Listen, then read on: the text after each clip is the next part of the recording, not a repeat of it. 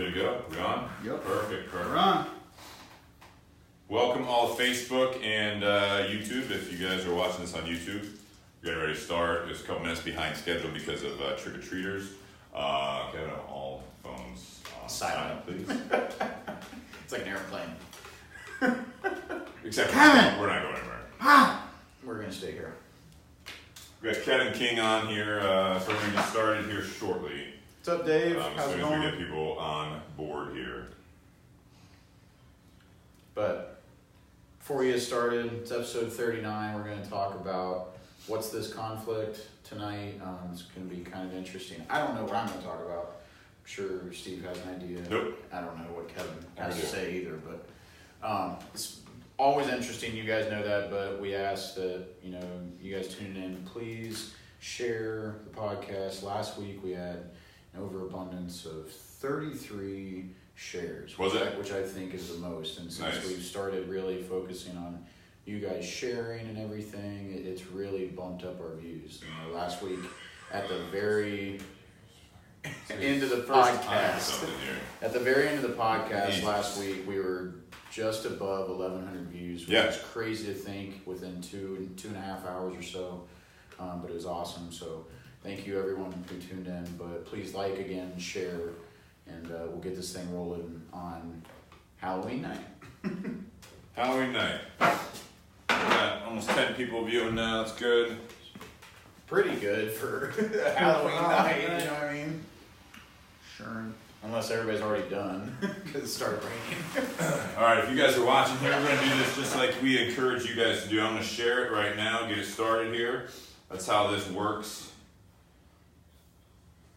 So, no dead air, but I'm doing it on my personal page and then also the Tinder Box page and also groups that I'm involved in. So that's kind of what we like to do here because it does help us out big time.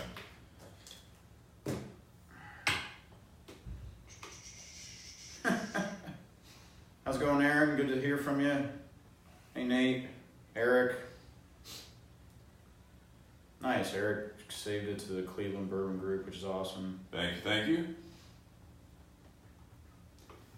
What's everyone drinking and smoking tonight while they pass out candy?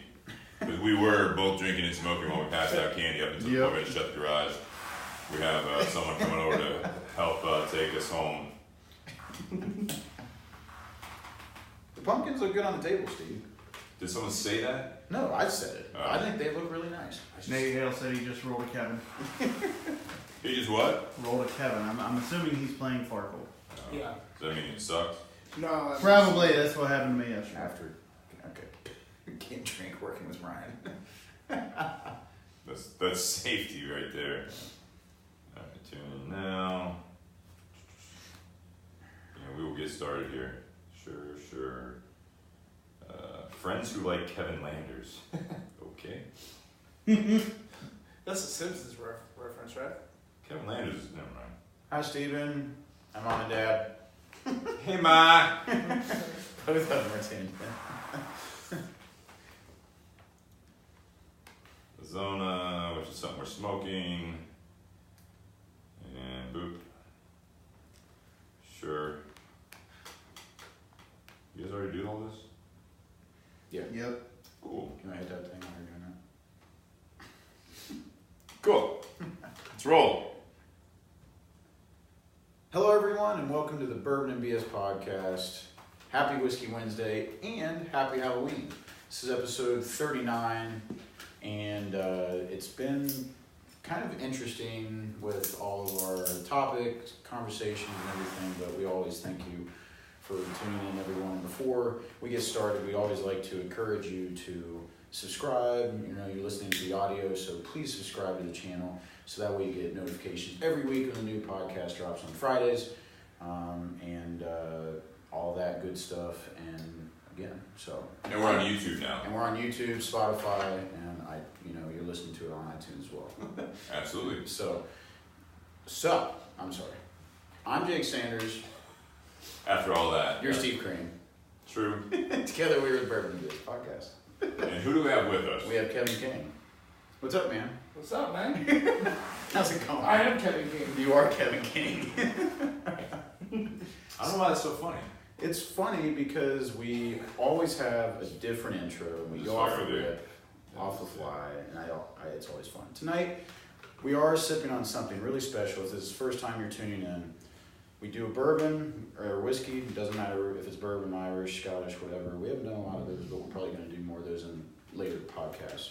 Yeah. But we have a really special bourbon that it's by Four Roses, and it was aged at Four Roses for almost 6 years.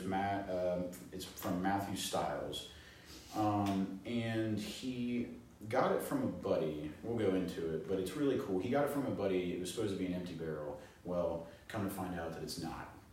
So we're going to be... Wait, what? It was not empty. Oh, got it. The barrel was not empty. So he sent us up some samples of that, and we're gonna try that and see what all we think. And then we're also smoking the 601 Green Oscuro from La Zona, Eric Epinosa. Yep. I haven't had this one, so I'm kind of interested. You've never smoked the green at all? I've never smoked a green. Oh, Kevin, have you smoked it? Yes. The bigger one. Okay. 60? Yeah. I've not had it. Dustin hasn't had it. Doesn't matter. Yeah. So again, we like to do a bunch of different things in here, but before we get started, we want to thank our sponsors of the evening, always Tinder Box at Easton in Columbus, Ohio, for providing the cigar of the evening, 601 Oscuro. And then thank you, Altadis Cigar Company, for providing our second cigar of the evening, which is... I ain't going to try that. It's right there, the big one. No. Gispert? It's Gispert or it's Espert. Espert. Yeah, So the G is Espert. silent. It can be. Interesting. So that's what we're smoking tonight, and the second cigar by Altus is really big. Thank you. Well, okay. And then our third sponsor, we are always glad to have a couple BSs lying around the garage. Thank you, Brian and Steve, for making a great cigar, and we all have grown to know it and love it. So Absolutely. Better. yeah. How's it going, Steve? I know, we were passing out candy before the podcast. It is Halloween. First off, we didn't do anything. So, no, first of all, the royal we. It's Dustin first. No, hang on. So, this was the dilemma. So, yesterday, we're talking about the fact that it's trick-or-treat night in Columbus. So, we're doing the podcast at 7. Normally, I set up at 5. I normally do it at 6 o'clock, so I set up before that, 5:30. So that we could at least have the garage open. I wasn't going to pass out candy. I thought about putting out an empty bowl saying, with a sign that says, please take one, just to, get them away. I tried, but then someone came and took all the candy. You never want to do that, so I was just streamline it, and it's already gone. But I still look like a nice guy. I'm just busy, which I think is really important. So it's really kind of a mirage, is what you're saying. I mean, so the whole holiday is about I think All Hallows Eve. So there's some sort of, I think negative or evil connotation to it anyway. So if you're gonna do that, I mean, the whole thing is trick or treat. Spooky. But everyone just cops out and goes treat, right? I mean, so you just do the positive thing about handing out treats, but they say a trick or treat. We can play some tricks on I Kevin. don't really want to. I'm game. It wouldn't be the first time. I mean, we're treating ourselves tonight too, so I mean, It is. We had It is some a treat. really. I'm excited for Kevin to try this Matt's Nipples, straight from the teats. That's what we dubbed this. So my thing is, if I'm at my house on Halloween and don't feel like passing out candy, you have to as a grown adult, you have to turn off the lights. Normally I'm not here, but it's if I don't want to participate, then I mean it's Halloween, you know what I mean? It's not like it's Christmas. Do people really if a light's on in the house? You get knocks all night, so you either have to If there's any lights going on, they'll not. What I'm saying is you either have to just pass out the candy, you have to act like you're not home, or you're not home. But if I'm sitting here in the garage and it's they come up no. Move along. Get off my lawn. You know what I mean? What are you going to do? That's why you buy something scary that And you're pops too out. young to be that grumpy old guy that does that stuff. No, I don't think so. Oh, he's definitely not too young. I don't think so. What I'm saying is that it's one of those things that, I don't know, I was here, so I stopped and got candy. There's barely anything left, because it's again, you go Christmas shopping on Christmas Eve. Right. You know what I mean? You want that one thing, and you're oh, why don't you have that? It's because Christmas is in 6 hours. Like, that's why I don't have it. Same thing with the candy aisle. Yeah. You know, Dustin works at Kroger. I mean, I was at the Kroger up here. They still had some, but it was like kind of slim pickings, which is good for them. Right. Because if you don't, you know, budget properly or forecast what you're going to go through, then you're stuck with, you know, Halloween candy all the way till Easter. And no one wants that. Halloween Oh, candy there was till plenty Easter. of times when I was trick-or-treating and that you could tell that there was like leftover candy in that bowl from like the year before. Or at least Christmas. Your mom says one pro to living in the country. No, you're not wrong. Like, yeah, just get away from me. You can have like 5 trick-or-treaters, so you can buy like 5 huge Snickers bars. You can't even have the TV on, just no lights in the house. I'm just No saying, one can be home. I don't feel like as a grown man on Halloween I should be socially pressured to hand out candy. But it's for the children, Steve. So are the school levies, and not everyone passes those on election day's coming I up. thought we don't talk about the social topic until later. That's not even our topic. We're just like... This should be the topic. It's like... What's this conflict that we have here, Steve? this- What's this conflict? I think we just got the subject. Also, my thing is I don't like the fact that some of these kids kind of half-ass it. You know what I mean? Like, they just come up, they don't even, like, they're Right. they're grown. You know, they're 8, 9, 10 years old, Yeah. and the parents still behind them, and they're like, what do you say? Trick or treat. Like, you don't have to come out. You don't have to be here. You're so mad right now. I think we had to start it right so away. mad. I'm saying that it isn't always like it should. Your fun meter's pegged. Like, I love it actually. It's really cute. I think I don't know. I don't think you should be. like forced. when should you not be said forced. half-ass, I thought like kids actually half-assing their costumes because kids are starting to do that. Where like they just come and they're like one mask. That's how you know they're too or old. like one line of paint on their face. Well, that's like, you know, the 14-year-old is still out there trick or treating. All right. Well, and we had this, and I've never met I don't know if they're in our neighborhood or not, but you weren't here yet, I don't think. I don't know. No, neither of you guys were here.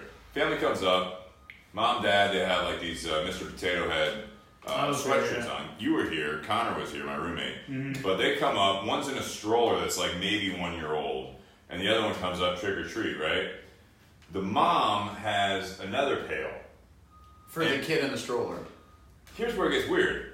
Because my whole thing is that she's like standing, like, oh, she's like all smiles and everything like that. And she's got this pail that's like half full of candy, and I'm like already eyeballing this thing. I'm like, what is this one about? Because clearly you're too old to be trick or treating, especially because you have kids here. So then I don't know. And then it's like this really awkward. There's this really awkward moment where she literally turns to the little baby in the stroller and is like, "Hey, did you want one too?" I don't think there was an exchange of words. No, she said that. Did she? Yeah, and then I missed that. And Dustin's man in the candy. Eric Black, take Steve's whiskey away. No, I need more. So, no, Dustin, like, what are you gonna do at that point? Like, you're gonna say, "No, I want to hear the kid say it." I mean, the kid can't talk. Well, Kevin gave candy to kids that didn't say it. I was like, It's what a are you doing? pushover. You're terrible at this job. First off, I stopped and I hesitated for the one kid because he didn't say it. This is going to be a Scott good Wungy podcast. says it's for the children. All right. What Craig says, Grinch of Halloween. No, I just think that if you're going to do it, all right? So I decided. So your costume should be Jack Skeleton because you just want to ruin everything today? No, not at all. You're ruining... I didn't ruin anything. I bought candy. What'd you guys bring to the table? I brought whiskey. No, I like that. I brought whiskey. I think someone needs to bring a Snickers for Steve. He's a little hangry. No, and then my roommate Connor says that I got the cheap candy. I'm like, you know what? Yeah, you got I the was big going to ass. say it, Oh, but get I outta Oh here. no, I called it when I walked in this Tootsie garage. Rolls is... He got the That's big. That's half-assing it. He got the big bag of Child's Play. You know the shit that's left over that no one wants to buy. Yeah, because... All right, what'd you guys buy? Exactly. Oh, I bought No. a 90-count bag. I bought a of, payday for M&Ms, myself at my Snickers. But you're not handing it out, so was that for you? No. I think, yeah, okay. No, Not I for give me. it to It's Cat. for next Halloween. All right. Oh, man. So how's everyone liking the podcast so far? I thought that would get it out on the right note. I just, it's relevant. It's Halloween. Just like any other holiday, I feel like you should go all out or not. Or at least be there for it. I don't know. I don't like it. I mean, that's why I was so excited to try the new Tatuaje. that was, what's it called, the Bride. The Bride. Yeah, Which we have. Yeah, we just got it. So what is it? $15, just so they know if they're still in the Halloween spirit the rest of the week. We got 5 boxes at 10. They're not the dress boxes. We're not part of that unlucky 13 that Pete Johnson does all the time. But we do have about 4.5 boxes left of the Bride, which is the new one from him. So I posted that on the Tinder Box social media today, and then reposted on my story. Pete Johnson reposted my story on his story. It goes on and on. Nice. Good cigar. He does it once a year. Last year's was Michael. This one's the Bride from Frankenstein. I'll have to try it this weekend. There you Anyways, you want to get into the whiskey? Your mom says love your pumpkins, by the way. Jake See? So everyone listening on the actual podcast, just the audio, See? Jake brought decorations. So We're not You're dressed proud up. of it, I mean, too. we might as well do something. I was actually gonna wear a costume, but then I was like, nah, better not. I don't have anything. okay, dress up as the Joker again. Yeah. Well, the problem was is I had to throw away that suit that I got from Goodwill because it was all green because of my hair. That would have been fine on the costume, though. I think. Yeah. I mean, you I mean, wouldn't if wear you're it to just gonna church, reuse but the I mean, you wear it costume. for Halloween. And you're gonna do green hair again, right? Yeah. I don't know. My hair's about the same length. But anyways. All right. What? Kylie says Halloween is a dumb holiday. What? Hashtag blessed. I'm not gonna read the rest of it. We're not going to get into the semantics of Halloween. All right, we have a very, very special whiskey tonight from a friend of ours that was kind enough to give. Is this what he gave you? That about half a bottle? He sent up 3 half pints. Where did that hit? Just below the roses on the bottle. So I'd say, Right here? yeah, I'd say like About half a bottle. 2/4. Yeah, 2/4. Or 2/3. 2/4 of a bottle, Yeah. but not a half. Not a half. Yeah, that thing. 2/3. That's more than half. Anyways, yeah. So Yeah, what we're what doing is it? tonight is, like we said at the very beginning, it's an expression by our buddy Matthew Stiles down in Kentucky. He was given a barrel by one of his friends that was supposedly empty. What's really cool about this story is that when he took it home and stuff, I don't know if Matt necessarily shook it around and he heard it sloshing or something, but anyways, he rolled it over and propped it up on a few buckles or stands or whatever. Sorry, and yeah, and he rolled it over and popped the bung out of it.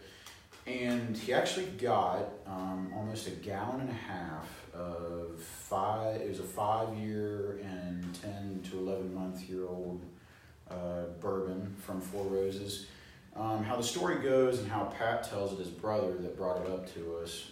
Thanks again, Matthew and Pat, for allowing us to have this and sample it.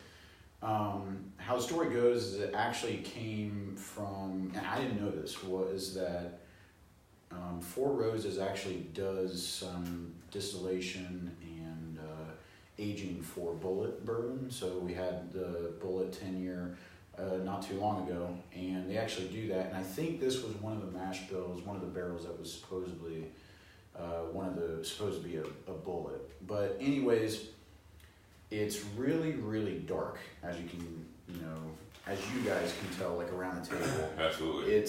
It's not even an amber color. It's not even, I would say it's almost like a molasses color. That's how dark it is.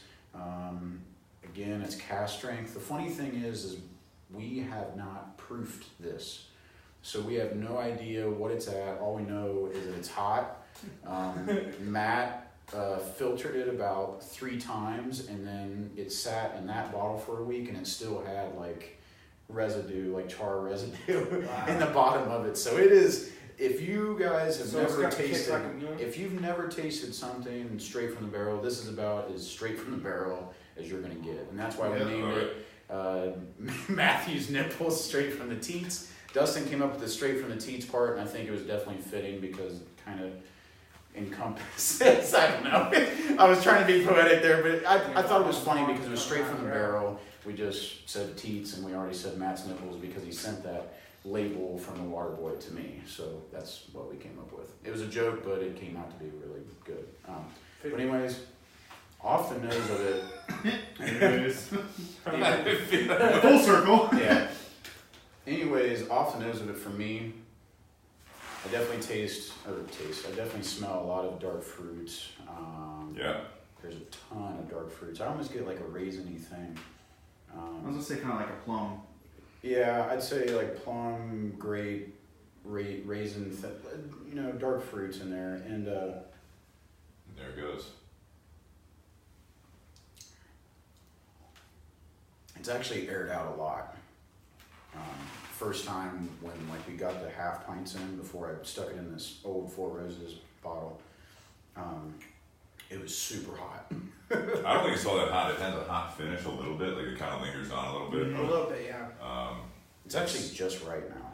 I think it's good. I think it's not. Yeah. I wouldn't like if I drank this. I mean, it doesn't necessarily taste like it's gonna be like 120 proof, give or take, to me.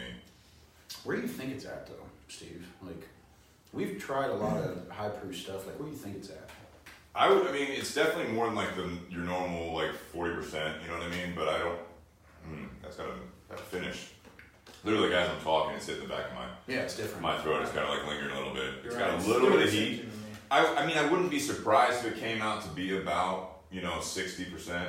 Yeah. But I also wouldn't be surprised if it was close to like 50. You know what I mean? But I'd be shocked if it was like, I don't know, like 40, 45.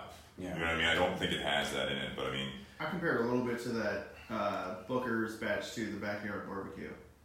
maybe. A little bit, I don't not think quite it's that strong. hot. I don't think it's that. And it's surprisingly no burn, even for my sensitive palate when it comes to whiskey. It's not. There's not very much burn to it, so it's good. The thing about this and what, we talk a lot about, like the tannins in whiskey and like what the, whiskey grabs from the wood. Yeah. And when you have like cask strengths like this, especially something that's literally straight from the barrel and only filtered in like coffee filters, it's all those tannins, all those like enzymes that the whiskey grabs from the wood, it just becomes an oil. And I don't know if you guys noticed, but it's just all over my tongue. I mean, it just coats it, and that's all you can taste. And I haven't like tried to take a puff of the cigar after because I'm kind of afraid to, because it's a full body cigar as well. I did, and actually it's pretty good. Nice. Yeah. I mean, we can get into that like after Steve explains kind of the background of this 601 green, but this is, I think it's amazing. We've had it a few times over at Dustin's place. I brought it over just so he could try it. I know it. This is the first time I've tried it though. I know. And then at our bourbon meetup, we also had like everyone try it, and everyone kind of gloated over it, and it was amazing and stuff like that. But I think here's something that I find like truly amazing about it is like it's something that you can appreciate because it's straight from the barrel, Right. and there's nothing that there was no kind of middle man like strategy to water it down or anything. Like this is as raw as you're gonna get with tasting something. Yeah. So It's got I don't know if it's like a molasses like sweetness to it, you know what I mean? It's kind of, it's not bitter, but it's like on the fringe being bitter, but also kind of sweet. I know it's kind of very contradictory, but I mean, that's kind of like what the flavor that I'm getting as far as those sensations or whatever, but it's definitely it's good. dry. It does have a dry finish. It has a dry finish.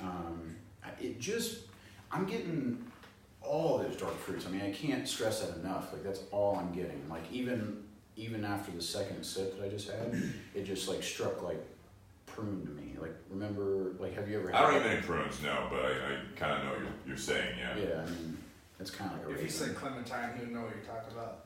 There's no citrus in it. There's no citrus in it. No citrus, no. But yeah, I mean, it's interesting. I think we haven't had a Four Roses in a while, have we? No, but it's, you know what I'm shocked is that I kind of get like that sweet, like when I'm saying like toffee, like molasses, and then a little bit of caramel. Like you are, like we were talking about the other night, like you're about like caramel on a lot of things that I don't get that. Maybe I eat the wrong caramel, but like I get a little bit of that in the aftertaste with this. I think when I'm doing a tasting, I would tell this to listeners is when we do tastings, especially with our buddy Phil, he'll have something and bring it, and then he'll have his mindset on like what it actually tastes like, and then give it to us. And he won't say anything because when someone says something, it kind of makes you think and try to find it. And that's why I like trying different stuff with you guys and whoever, because everyone gets like a certain thing. I would stress this to the people that are just trying different things. What I try to do when I'm tasting a new whiskey is I try to think of, one, there's always going to be a caramel note in there, there's always going to be a vanilla note in there, and you're always going to have kind of that oak, like woody note in there. But I would try to search around for those notes, and then once you pick up on those notes, like when you're first starting out and drinking whiskey, especially bourbon, you'll find those dark fruits, you'll find that toffee, that dark chocolate. I mean, what I'm a really, really big fan of is, and we talked about last week with Ian, is I'm a big fan of those like dark fruit notes and that dark chocolate. And I think that comes out a lot more, especially with like a cask strength. Yeah, I mean, I think so. Yeah, you're gonna have a richer flavor a lot of times. Because you're getting all those. It's not getting watered down. Although we should try it with just like a dash of water and see what it does to it. But it's again, Matthew and Pat, thank you for allowing us to try this, and this is definitely amazing. And then Four Roses, if you guys don't already know, it's down in Lawrenceburg, Kentucky, near Wild Turkey. And they actually just did they had a 130th celebration, and which is pretty cool. And then that's interesting because when we were down there, and we had a Four Roses on before. I know that, right? And we talked about being down there and how it was sold off and completely changed as a product, and then acquired by someone else, and they kind of brought it back to more the traditional bourbon as opposed to it was like a white whiskey, right? Because it was bought by a Japanese company, I think it was. I forget. Like in the World War II era or something like that. It was like someone along there, and they completely went away from the script of what it was. Like they bought it and they used their stuff to make white whiskey, basically. I don't believe Suntory owns them. Suntory's the one that owns Maker's Mark and Jim Beam. I meant back then. I don't know who bought it now, but I'm just saying we can look it up. But the 130 years is basically it's amazing, but it's amazing if you actually look into what happened over the last 130 years. Yeah. Because it's changed hands, it's changed just identities, and now, like when you go down there, when we were down there a year ago, they were doing like not complete, but they were doing like a renovation and a remodel. They've been working on the main distillery forever. Yeah, we weren't even able to go in and do a tour of that part of it because they, it's just, I don't know if it's a hard hat area or they just didn't want people to see the construction, but a lot has happened in over a century. That's kind of cool. Yeah, for sure. And, we've talked, last time we had Four Roses on, if you don't know, they do have like cask strength expressions that are like 128 and stuff like that, but they have 10 different recipes, which a lot of them, it's weird how they vary a lot. And it's cool if you go down to they actually have two separate locations. They have their aging warehouse area that's actually right by Jim Beam, just right down the road from Jim Beam. Yeah. And they actually transport, when they distill their whiskey, they transport it over to their aging warehouse. And their aging warehouses are only 3 ricks high. Really? So they really try to keep the similarities and stuff they try to keep a controlled environment. Yeah. Because, as we've talked a million times about, like, when it's the height, if you have like 9 stories high, you're going to get these barrels at the very top that are going to taste completely different from the ones at the bottom. But as we know, it doesn't matter how far they are. They could be right next to each other and they're different. So absolutely, we talked about that. But this is awesome. I love this stuff. What do you think, Kevin? Jinx. No, it's a really good whiskey. Like I said, I'm starting to get into the whiskey stuff and the bourbons and the differences between it. I definitely get a good fruity taste from it. Like Steve said, I'm not really sure if it's more of like a prune or a dark raisin flavor, but it's definitely there. And like I said, the burn isn't bad at all on it. It's really good, so it's good whiskey. It's definitely aired out so much. It's rich though. It's not something that It maybe mellowed out a little bit. Well, that's how how it started aired with me. Okay. Yeah. My whole thing though is like we've had other ones on here like we talked about where you could just keep it, like even that Bibb and Tucker a few weeks ago, it was kind of like you could just sip on that. It's real light, easy drinking. I enjoyed it. Definitely good for like a warmer day. This is something that is definitely a heavier, this is not something that you're going to be like, hey man, pour me a bigger one next time, you know what I mean? I'm good. a little bit. This is like Christmas morning at 10 a.m. when you're just tired and you need a nap. Yeah, The trick. or a nightcap. This is a good nightcap, I think. Yeah. One cool little piece of history, and I'll let Steve go on with our cigar of the evening, is so the distillery was started by a man named Paul Jones Jr., and it became like the Four Roses. Like people ask a lot of times, like what's the Four Roses? What's the significance of the Four Roses? And it's just purely based off of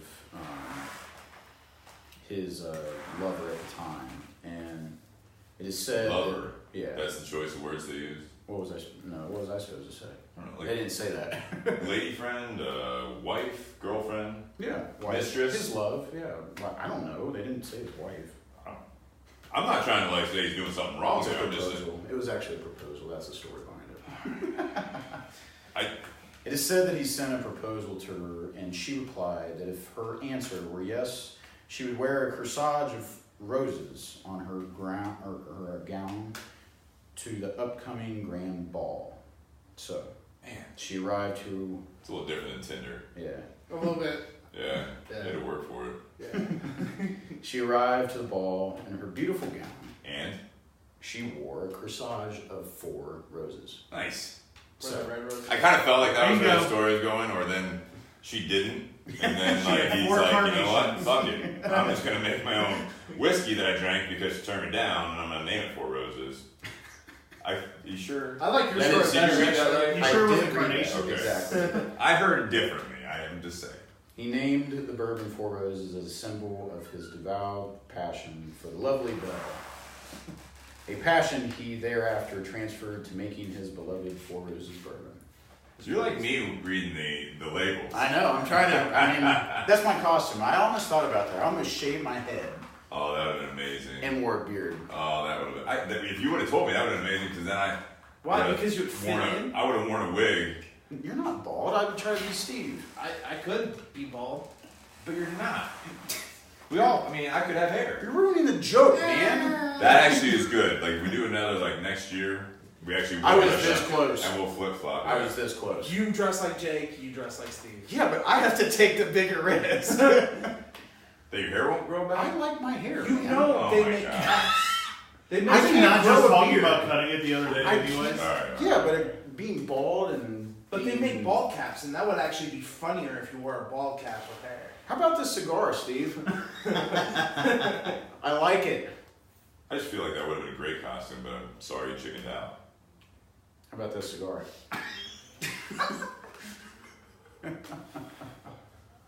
Saving this. All right. We're saving it real quick. Facebook Live. If you haven't already, and you're a new viewer from the very beginning, you didn't hear before, please share it. Please like it. That's how we get these more views. So, bingo. All right, so the cigar is the 601 green. Everyone calls it the green, but it's going to be. And I see a lot of likes going on. When we say like it, make sure you like the page because that's really where a lot of it comes from too. We appreciate all the thumbs up; it's awesome. But make sure you like a lot, like the page, so that we get more followers and you get those alerts. 'Cause right now. That was a little intense. I'm not always clear, so No, it's sometimes fine. we No, have I'm to- just saying no because it's great because when I'm talking to people. Like last week, we were over 1,800 views, and we only have like 300 and some likes on the page, which is fine. I don't really care. I mean, it just helps if you are interested in listening to it again. Yeah, it benefits us as far as like traction and everything else. But if you are interested in watching it or seeing our posts throughout the week, you have to actually like the page because then it'll hit your feed. That's all I'm saying. Maybe But- we're not entertaining enough, Steve. I guess not. Like people aren't liking. the I page. blame Kevin. Yeah. This All right, is so- I blame Kevin. 601. You know All right, 601 green. Why they call it the green? Because it's a green label. It's Oscuro. I thought that's what you were. I thought you were joking. I wasn't joking. I was literally like, you know, Because it has a green label. the viewers in the. I mean, people on the audio can't see this wrapper. You know? All right, so the 601 Oscuro is what it's called. In short, people call it 601 green because it has a green label on it. Now, this is one of the fuller body ones of the 601 line.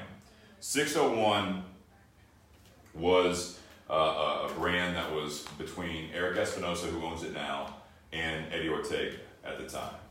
And it was called EO Brands for when they had this first out, right? So the 601s, it was made, I believe, by the Rocky Patel factory, one of their factories. They were working with Rocky Patel to produce those. So that being said, they parted ways at some point, and then Eric kind of had to start from scratch with Espinosa cigars. And when I say that, it's interesting because we talk about the time that Brian from the Tinder Box and I went down to Miami to do the BS project. When we were talking about this stuff, it's really interesting because they had to basically reverse engineer, if you will, or reverse blend all of their stuff because Rocky Patel or whoever they're working with, they wouldn't give them the blends. They would, like they knew it. They did kind of what we did with the BS, where we know essentially what Casa Fernandez or Aganorsa Leaf now makes the BS Gold. We tweaked it with them and everything like that. All we know is that it's a Corojo. We know what the wrapper and the binder is, and then when we ask about the filler, it's basically we get enough information that we know what it is, but we can't go necessarily to another manufacturer and say this is the exact recipe with their tobacco. Can you reproduce it? You know what I mean? So that's kind of what they did. So they basically snatched up a bunch of 601s that they had, or they got them from shops. They smoked them. They kind of knew the gist of it, and then they're basically slicing these cigars open to try to figure out exactly how to reproduce it. So even when we were down there, and they knew that we liked the 601 green and the blue were two of our favorites, but they even had, when we were doing some of the test blends, like Hector, who works, he's like the operations guy for the factory and blender. Well, he hands us a cigar. He's like, all right, we'll try this one now. They're all unbanded, right? You know what I mean? We're just burning through these like quarter cigars. And he's like, try this one now. He's like, what do you think? What do you think of that one? And I'm like, I like it. It's pretty good. And he's like, does it taste like anything else? And I'm like, we're like 6, 7, 8 cigars in, 10 cigars in. And I'm like, it's familiar. It was like one of the last efforts before they came up with the final one of the 601 green.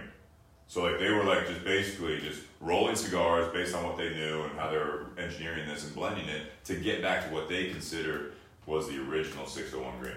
So was the green the first installment of the 601? I don't know what the sequence was, but it wasn't even that. They had to do that with every cigar that they had produced as EO brands, and he was doing the 601. So that's where I'm saying like they had to go in and basically reblend all of them, trying to reproduce what they had with the other factory, which is an exhausting effort, and I think they knocked it out of the park. This one's got a Habano Rosado Oscuro wrapper. That's why it's called the Oscuro. Same, I don't know if it's the exact same leaf, but the same seed and then basically a wrapper leaf as the BS Silver. Nice. So, and then that's wrapped on top of Nicaraguan binder and filler. That's cool. So I think it's a fuller body cigar. It's got some Ligero in it, and it's also got, and it's tough to say with the Matt's nipples, while we're sucking on the teats, but yeah, I think there's a t-shirt. Matt, there's your t-shirt. Yeah. Sucking on the teats. How does that taste? That's on the back. But it's a fuller body cigar. I think there's a little bit of spice to it, but it's very robust as far as the flavor profile. Oh, yeah. But it's not overwhelming. I don't think it's very overwhelming. I like this cigar. I like this size. This is that Robusto size. He has different names for all of them. I think this is the Trabuco. And so the reason I picked this is because I was talking to Eric today, actually. Nice. So we had a guy, and I know he doesn't listen to the podcast, but some of you guys out there that are in the cigar community especially, you might know John Demharder, who is the best broker and debatably top-notch sales rep in our business. Nice. He retired as of last night, today. I don't know when his actual retirement, official. He's helping out with Eric, and he repped AJ Fernandez, who've done a lot of their stuff.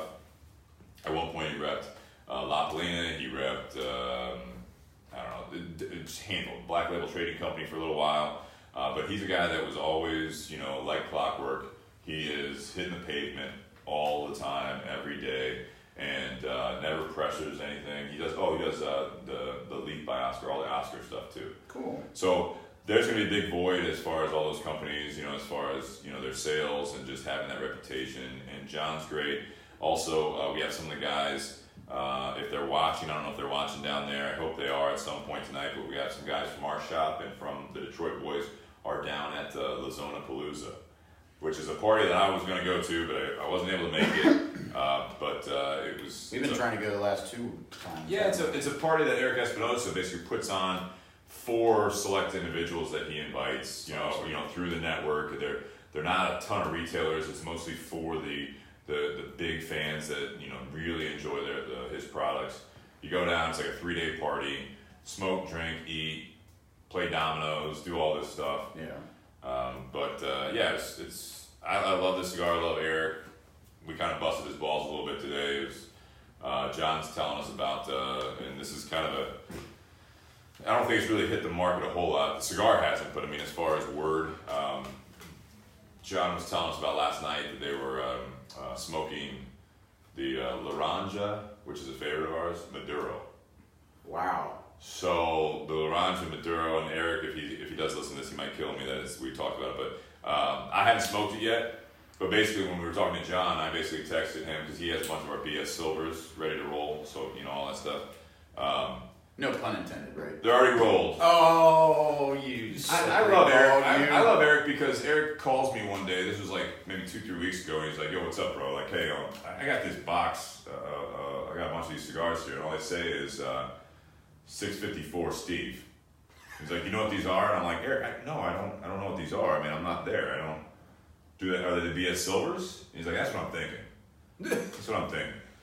I was like, "Do you want to send us some, like, so we can test them, or does Hector know?" Like, I mean, he's like, "Hector's not until 2, so I'll probably ask him." But I was just wondering if he knew what these were. I'm like, no, I wish. I mean, it's like one of those things. Like, I love it. Like, I don't know. I'm sorry. Like, I wish. He's funny, man. I love Eric. And Eric Black, we're talking about Eric Espinosa, not you. Not you, buddy. All right. But no, it was good. And so when I texted him back, I said, "Hey, John also said that you're sending us some Laranja Maduros." And he didn't respond for a little bit, and I know he's getting busy with the Zona Palooza. And John's like, "No, he's actually on a plane." I'm not kidding. It's probably before he left the airport. He calls me up. He's like, "Yo, bro, what's going on? Like, what did John tell you about this Laranja Maduro?" And I'm like, "He said you have a bunch of samples for us to try and let you know what you think. You know what we think." And he's like, "Oh man, no." I was like, "I'm just kidding, man." Is that what the box was? No. Oh, he got me excited. No, but you know him. He's just like, all right, yeah. I'll send you some samples. Like, no, you don't have to send us samples if you don't have them. Like, you know, if they're for something else, because they're apparently going to start shipping in January. Yeah. But I'm looking forward to it. I love Eric's products. Interesting enough, with the 601 line, pretty much everything that the 601 labels on, from my understanding now, is all being produced under Eric's name and his blends at the AJ Fernandez factories. Wow. Because Eric's getting big enough that his Lazona factory is just not capable of producing everything that he's selling. So that's where AJ is able to do it. He has the capacity. Sorry. So you have like the 601s, you have the Murcielagos are all done by AJ Fernandez now. Whiskey got me. Yeah. Because Eric doesn't have the tobacco to do it, doesn't have the capacity at the factory, so it works out. Eric's got a great blend. He's got great marketing, great brand image, and everything else. And he's a killer. What I love about Eric is that he travels a lot. He does kind of like the similar thing that Jimmy Russell has done with like the bourbon industry. Yeah. And where he's been traveling to events and everything. We actually talked about this on Mondays. You know, Steve, Dustin, and I talked about it where, you know, we're trying to get more, you know, whiskey companies involved with this podcast because Steve has the connection, you know, through the cigar shop and, you know, through his work and what, you know, he's done in the last 5 to 6 years. Yeah. Created relationships and everything, and it's, you know, I kind of put it on myself where it's like I'm the bourbon guy, and, you know, I do think that there is a thing about the cigar realm that the guys, the head guys, travel a lot more. They're more open about it. It's a less very strict kind of procedure. I don't know, like it just seems like when we reach out to people, it's definitely harder for like bourbon people, you know, and head distillers to come up here if we would, you know, if they would come up here. But it's just the two different industries I think are completely different. And, you know, I'm saying this because, you know, for the listeners, hopefully we'll have like Pete Johnson and Drew from Willett, and Pete Johnson from Tatuaje and Surrogates, you know, listening to it, because we mentioned on Monday, like we would love to either have them come to town. I mean, that would be absolutely like the most amazing thing. But we're trying to do this whole, you know, having people call in and stuff. Mm-hmm. But it's just funny to me about how different the industries are. You know, I think it is different. I mean, especially now, I think the social media plays a lot into it. But on top of that, you have the difference, right? So a lot of the liquor stores, especially like for example Ohio, it's through the state. So it's not necessarily like I don't see it happening, at least in Ohio, where you've got a guy like Drew from Willett. Well, first of all, they don't come to Ohio, but say, you know, a representative from Four Roses, you do have them going to, say, some bars or whatever. Some of these companies do have like brand ambassadors or the highlight girls to come in and do like, you know, events and all that stuff. But I've only seen it a handful of times where like in some of the state liquor stores, they'll have one of the representatives there doing something. Because a lot of it is just basically you have it on the shelf, and that's your goal, is to, as a manufacturer, is to get it on the shelf. Yeah. And somehow through advertising and everything else, you have it out there. The cigar industry is a little bit different, where again, it's state by state, but you can have an event in the store or offsite or whatever, and spotlight a brand and have that figurehead or have a rep out and all that stuff. It is different, I think, in the business aspect, at least in Ohio. But I know a lot of other states are similar to that, so there's a lot more presence. What I like about Eric, he is actually a lot different than some of these guys. So like he was just down at Party Source literally last night, flew into town, then flew back today to go to his Lozona Palooza. Yeah. And the only reason he did that, because that's what John Demharter was saying. He's like, man, I was like, why did you set up this event the day before your big party that you're kind of not freaking out about, but you're, you know, trying to pull off? And he's got, you know, staff, some of his family down there, you know, doing all this, but you know, he's just like, man, I got, you know, we talked about it at the trade show and told him I'd do it. They told me they did. I said, no problem, so I'm here. So, I mean, you know, Party Source is a big account for him, and big account in the cigar and also the liquor industry, the spirit industry. But that's the kind of guy you have there, is that he doesn't back out of it. He tells you, you know, I'm going to make it. Unless he cannot make it, he's going to be there. So he flies up from Miami or wherever he was at, probably Miami, he's at home, flies up for literally that evening event, stays in a hotel and flies all the way back. All that, you know, expense to do that, just to make a presence. You know, if he could say, I'm not going to make it, and then you got a rep like John or someone there, it doesn't have that same effect. Right. You know, John's great and everything like that, but I mean, you know, Eric's been to several of our events at the Tinder Box at Easton, and every time he's a fan favorite. Everyone loves him, and I'm telling you, that's why we're such a good account for him. It's not only because they're good cigars. There's a lot of good cigars out there, but he sells them. I mean, it has his name on it. Yeah. And I mean, he's got to the point now where, like AJ Fernandez, he'll go to some big events, but you know, and we've had an offer to have him come to, you know, Smoking 10 event, but other guys like that, getting someone from the Fuente family, you know, getting Jonathan Drew to the store. Jonathan Drew's been in the store, but not necessarily for our event. They go to the big boys, you know, and I think some of the liquor, you know, the bourbon industry is much the same. Yeah, and I mean, I'm not, you know, downsizing us, but we are new, but it I mean, how cool would that be if we got like Jimmy Russell up here, you know what I mean? So, yeah, we'll get there, yeah. You know, whether it's here or we do, I mean, like, I think this will evolve, and we're talking about is that, you know, this will evolve to where we can have the Facebook or the YouTube Live, whatever it evolves into, but do it where the viewers and the listeners can hear and see that person, and we can do it without necessarily, and it might have to be that way, where we're not just sitting in front of a desktop, you know what I mean, and just looking at us and then looking at them. I like this format where it's more like you're in the garage with us, so that's what we're trying to figure out. For sure. Well, what do you guys think of this pairing? I know Kevin said earlier, has there been anything that's changed about the cigar and the whiskey together that you didn't really pick Well, out? let me try again. Huh. Oh, were you taking a break on that for a second?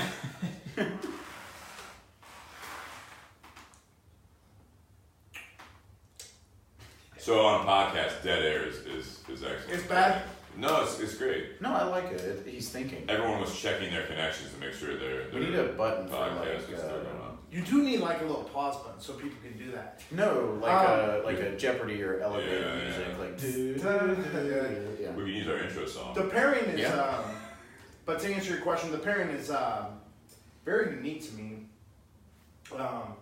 But the cigar line, like Steve said, Espinosa's line is probably, if not my favorite, definitely top 3 of my favorite lines of cigars.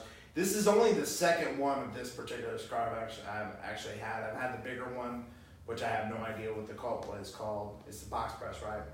No, the bigger is The 601. 601 is the box press?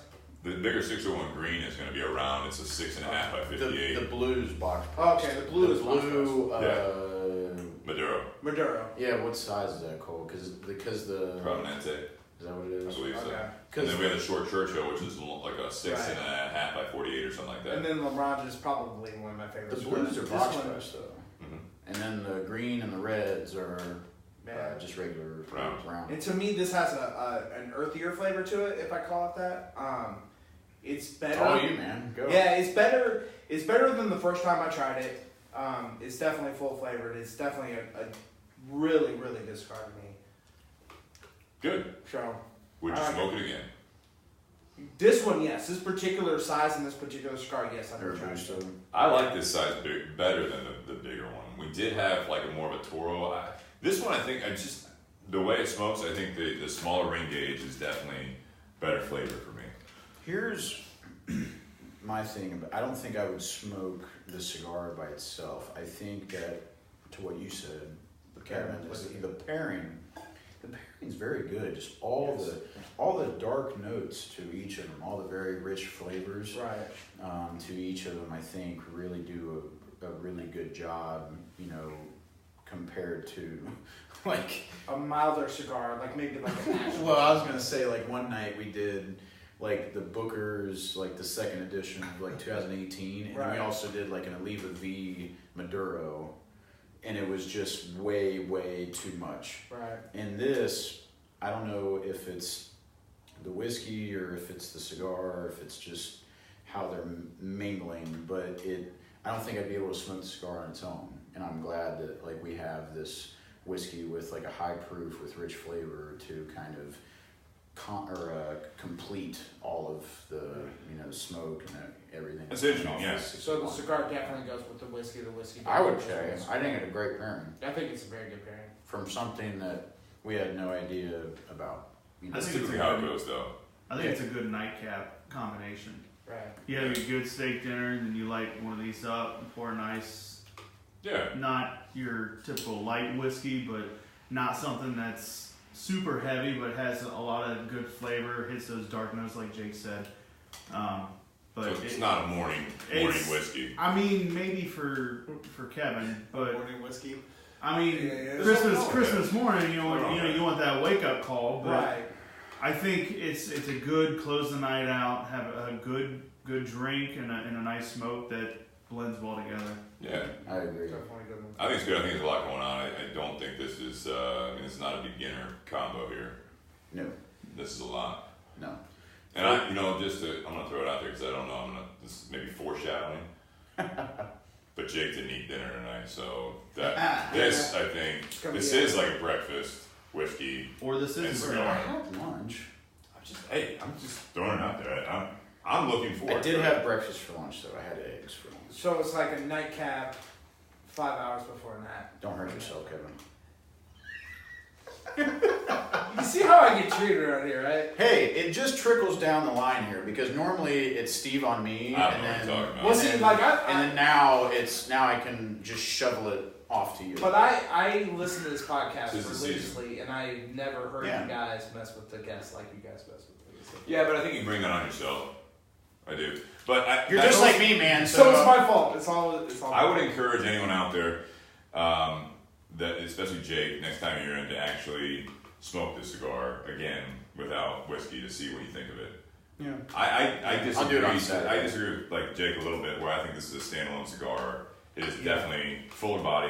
I think there's a lot going on, but it goes really well with this. But I do think it's a standalone, much like this whiskey. If I didn't have a cigar on me and I was at, like, say, you know, to Dustin's point and to what I said earlier as far as like the nightcap thing, I think this is something that you can absolutely, at the end of the evening, if you don't have whiskey on you, which God forbid that happens, but you can just smoke the cigar at the end of the night. It's a bad situation. It's a bad situation. But, and then the same thing goes with this. I mean, I could definitely drink this whiskey nightcap or any time of the day by itself, you know, but it's like, for me, it's a one glasser.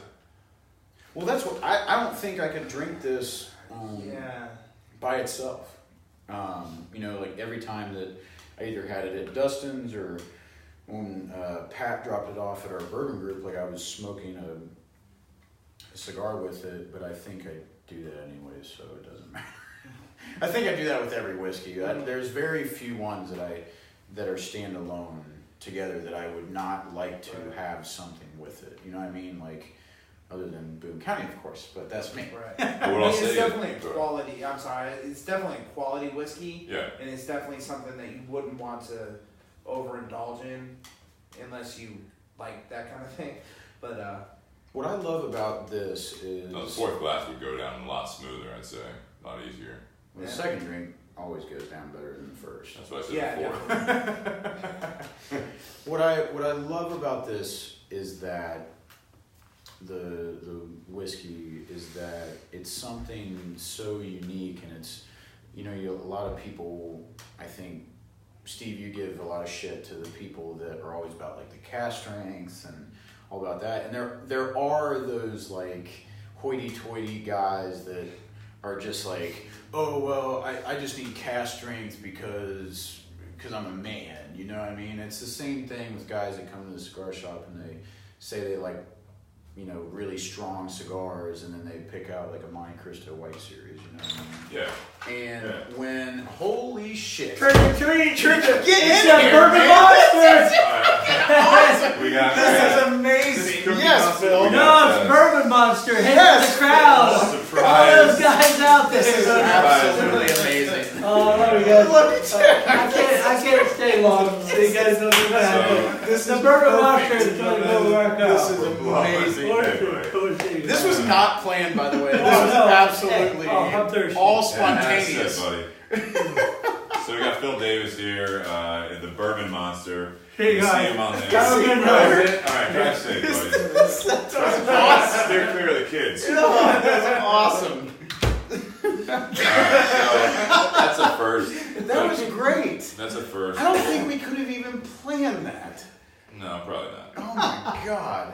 So that's fantastic. We had Phil Davis just interrupt the garage/studio here in the podcast. Oh, that was Sorry for those listening on the podcast itself. The audio might have gotten blown out a little bit. No, that was So- amazing. no, I know that. I'm just saying they're all, you know, if you're listening, and for people on the headphones, Oh, I definitely it think. blew Yeah, them out a little bit. But no, that was amazing. So we got visited by the Bourbon Monster here. We got some. Kylie's Yeah, definitely you- screaming at her ears right now. She Yeah. got earbuds in. Yeah. What I was saying though, it's so interesting that, you know, when you're tasting like cast strengths, there's a lot of things. I slipped right back in it. Well, there's a lot of I had a things. point, goddammit. Well, I'm trying. I don't always have the that. Kylie says she's pissed. Yeah, see what I mean? I don't always have the flow that Steve Crane has, and I often forget my points because I get nervous. It's all right.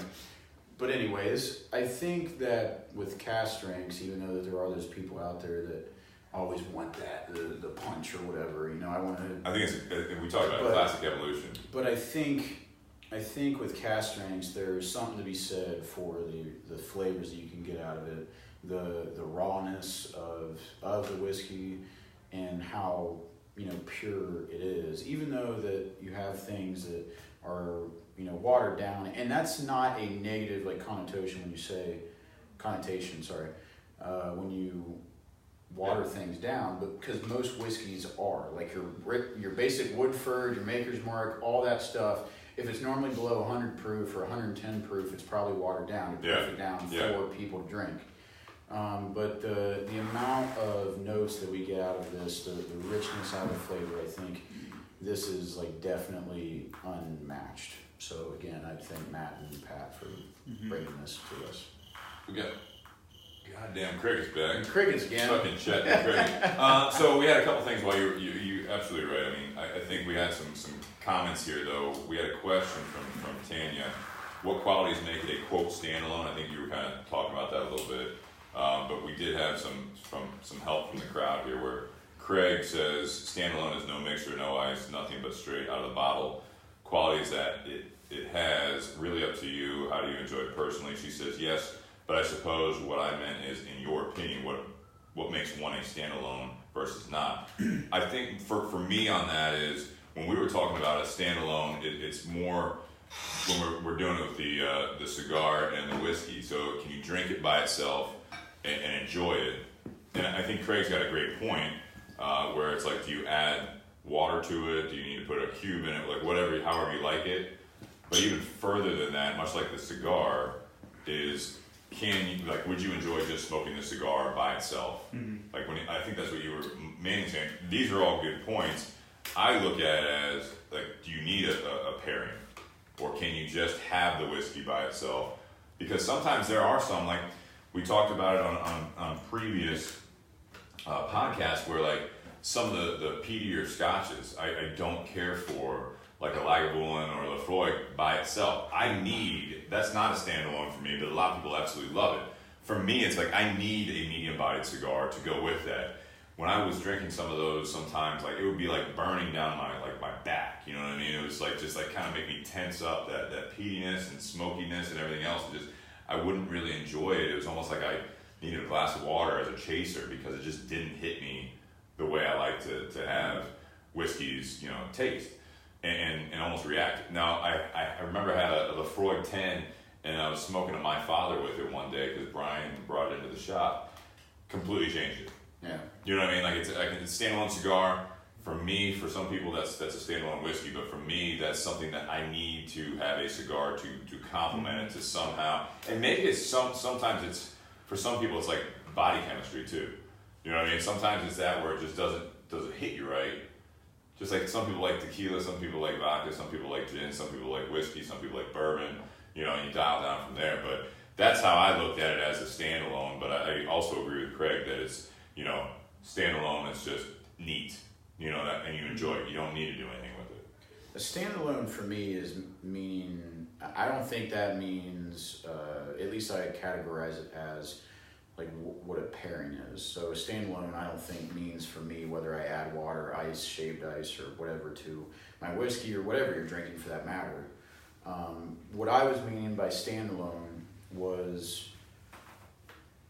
that if you have something that is rich flavor and very good with a cigar or a whiskey or whatever you're pairing, it's that you don't feel like anything else needs added to it. Yeah. And most often than not, it's not necessarily that you feel like something needs added to it, whether it be smoke or like smoking a cigar or drinking something with your cigar. I don't think it's all, in my opinion, about you and what you want. When we met Steve, when we were kind of getting into this all, like you were drinking Irish whiskey, and then it's kind of like drinking and smoking kind of goes hand in hand, especially with something that is handcrafted, such as these products that we're drinking tonight and smoking tonight. And when you have like a standalone whiskey, like I would say like Lafroy 10 or any Lafroy or really peaty or smoky scotch, is very, very hard for me to say that it's a standalone, because if you just have that and you're not smoking a cigar, it's just, and it's kind of an oxymoron, but it's kind of too much just by itself.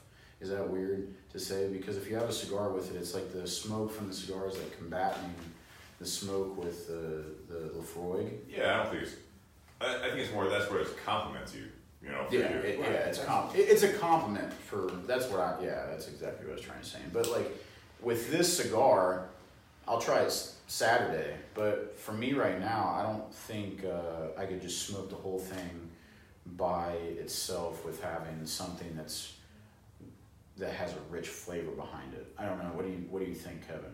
Like, I could definitely. I can't drink, like, playing devil's advocate. I couldn't drink this whiskey by itself. That's what I was thinking. I was like, I wouldn't want to drink this whiskey without a full body cigar.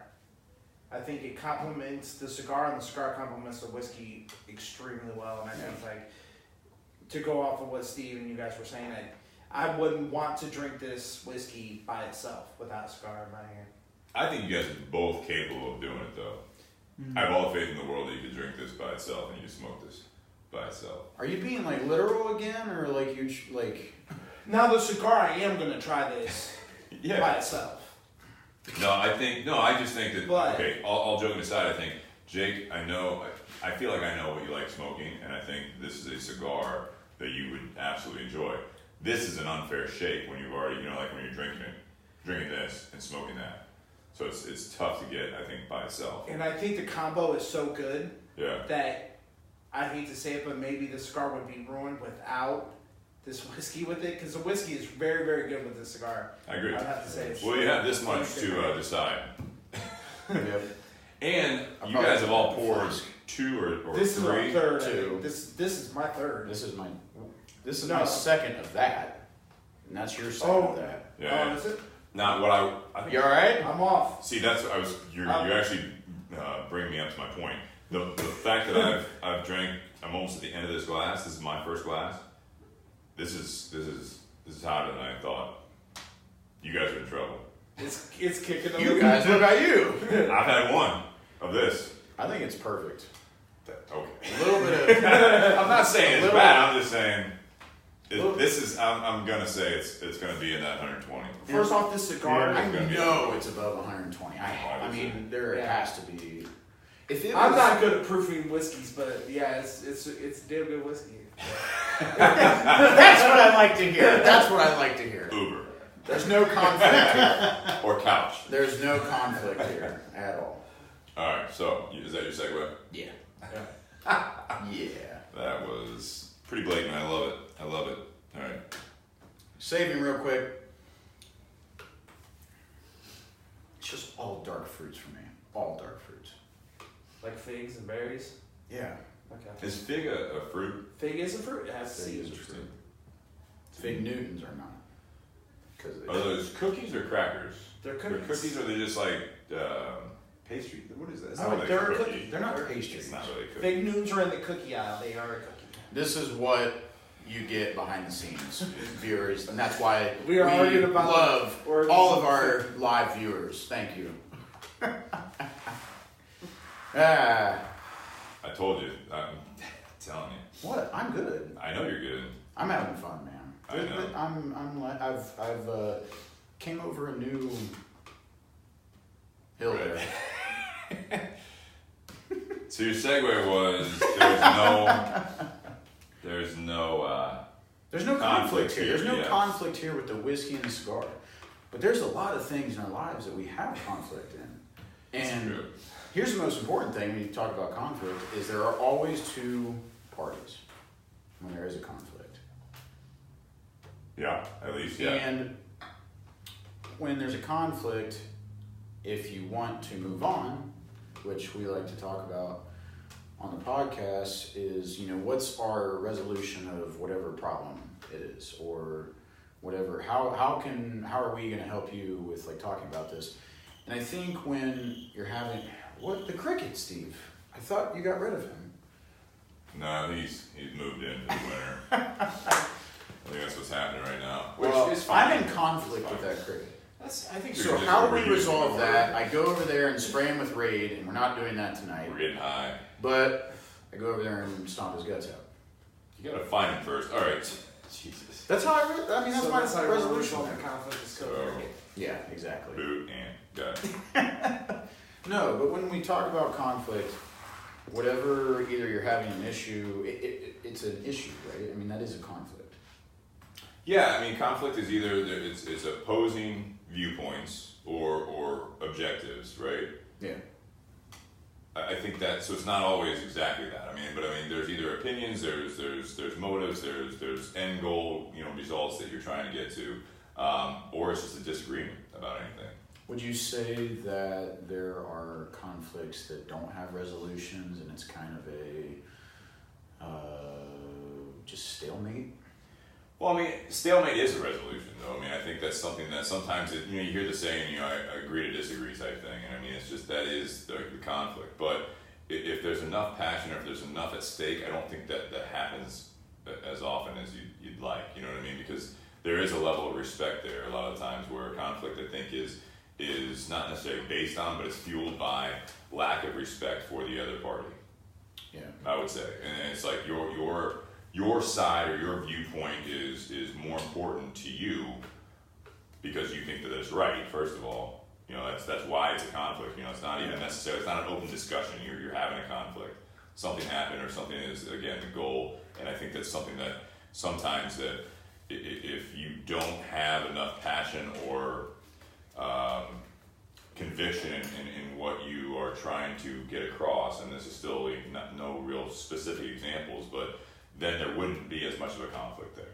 So it's not necessarily, and I think conflict, we use the word conflict, it's not just necessarily like discussion or brainstorm or, it's gotten to that point where there is a conflict, someone did something to you, or something is of a disagreement, or just like I said, just differing viewpoints.